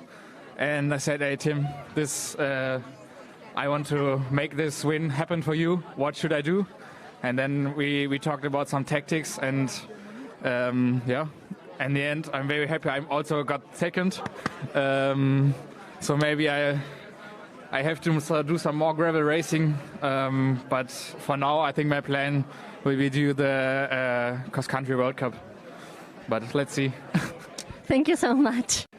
Our occasion second place today here, and now it's time to listen John Stockley. Third position, how was your day? It was really nice. All the day was like on the road, like Cont Road. They did a really good job, and in the end, yeah, it was a big sprint with a big group. I was a bit lucky in the end. I was fourth, and the guy in front of me crashed, and with one leg in the finish. So yeah, it was really nice. Really enjoyed the racing here. Thank you so much, and congratulations. And then from here, because everybody wants to listen you to what amazing final tell us because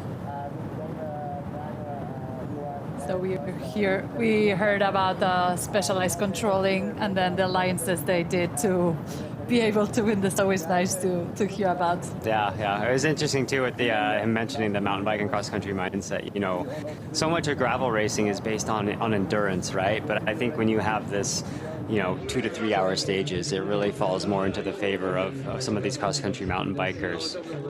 But that's the season racing. We continue to build the races get longer as the days get warmer and the sun stays in the sky longer. Yeah, Leon Kaiser having a great beginning of the season. He seemed happy with it, and now we see riders muddy faces, but not as muddy as yesterday.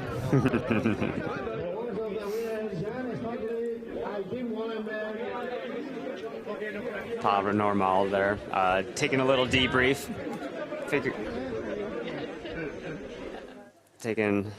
Taking a moment.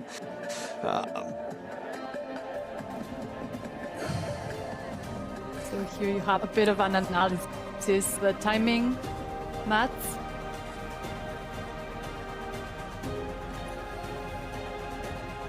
Yeah. Not too much to break out here. I mean, all these guys kind of just stayed in the peloton the whole day. Yesterday you would have seen a lot of fluctuation up and down and a lot more red dots on who was losing time there. Yeah, overall, I'd say the defining factor as we kind of debrief from this Sandoval weekend was the mud. Yeah, really tough conditions for the riders, for the material. But now they have a starting point to work on their setup, their team tactics, and yeah, we could see here that analysis on the women's side. Yeah, so we could see it was all together, and then once Sophia made her move on that final sector, that's where she eked out all the time, and the other girls lost right around a minute to her. Pretty strong rider from her. Then Sophia Wright having a perfect start of the season. Nicole Frain, Carolina Morgan, and Angelique Schreers.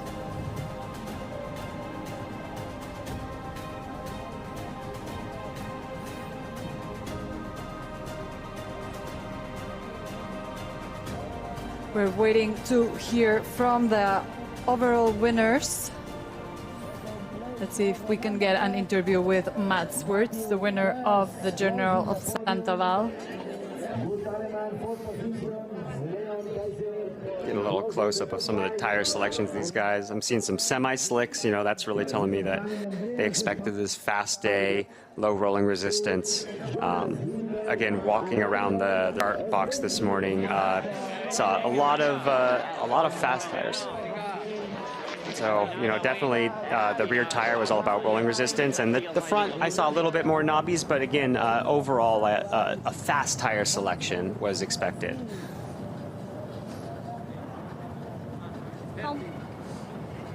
It sounds like we're going to hear from Messerschmitt now. Yeah. First man of the overall Santa Vai 2026. How do you feel? And it goes only for 13 seconds. Let us. 13 seconds was a fine gap. I knew it was only Bardet, Roman, that I need to take care of, and I felt pretty confident he couldn't drop me today, so I just stayed around him and made sure to pass him before the finish line, and then it was secure overall. But I have to give credit to Matt, my teammate. He pulled the whole stage, incredibly strong, and yeah, it was. We felt pretty confident and safe the whole stage because Matt he did an amazing job. Good tip tactic then. Thank you so much and congratulations. Thank you.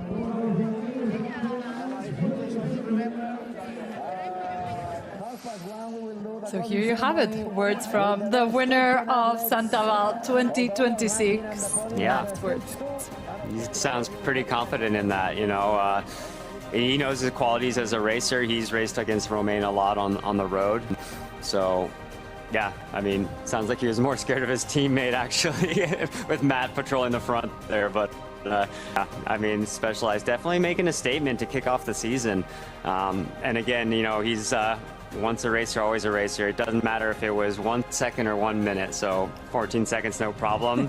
First place is what counts for him. So congrats again to Messerschmitt on an impressive ride. And here you have the general classification on the women's side. Winning both Sophia Gomez Villafañe from the Specialized Off-Road team. Bit of more cut here. Yeah. Yeah, PA Racing selecting 2 riders in there, and looks like 2 of Canyon's young proteges, 9th and 10th slotting right there in the very bottom of the top 10. So podium this evening as well, or this afternoon, excuse me.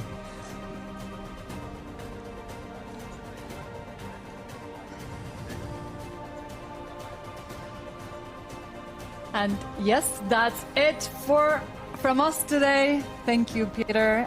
It was a pleasure having you. Thank you, Emma, for being with us as well. It's been a great first one of the season. 2 stages, Santa Val. Hope you enjoyed from home. Thank you for tuning in, and see you on the next one. Yeah, thank you very much for having me. Now Ciao. I'm motivated to go race my bike. This was incredible to watch again. Yeah. Thoroughly enjoyed it. Thank you very much for all your insights, and hopefully we see you soon now from here. All right. Have a good one, everyone. Thank you. Adeu. Adeu.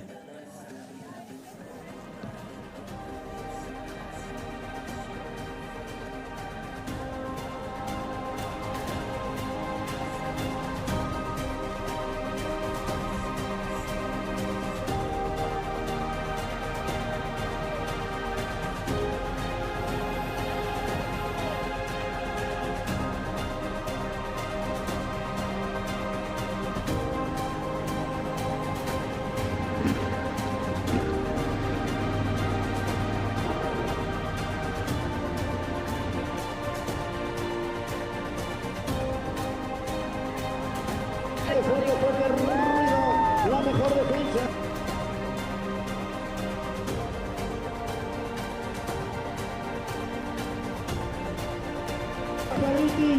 Sophie Wright, the podium of his race.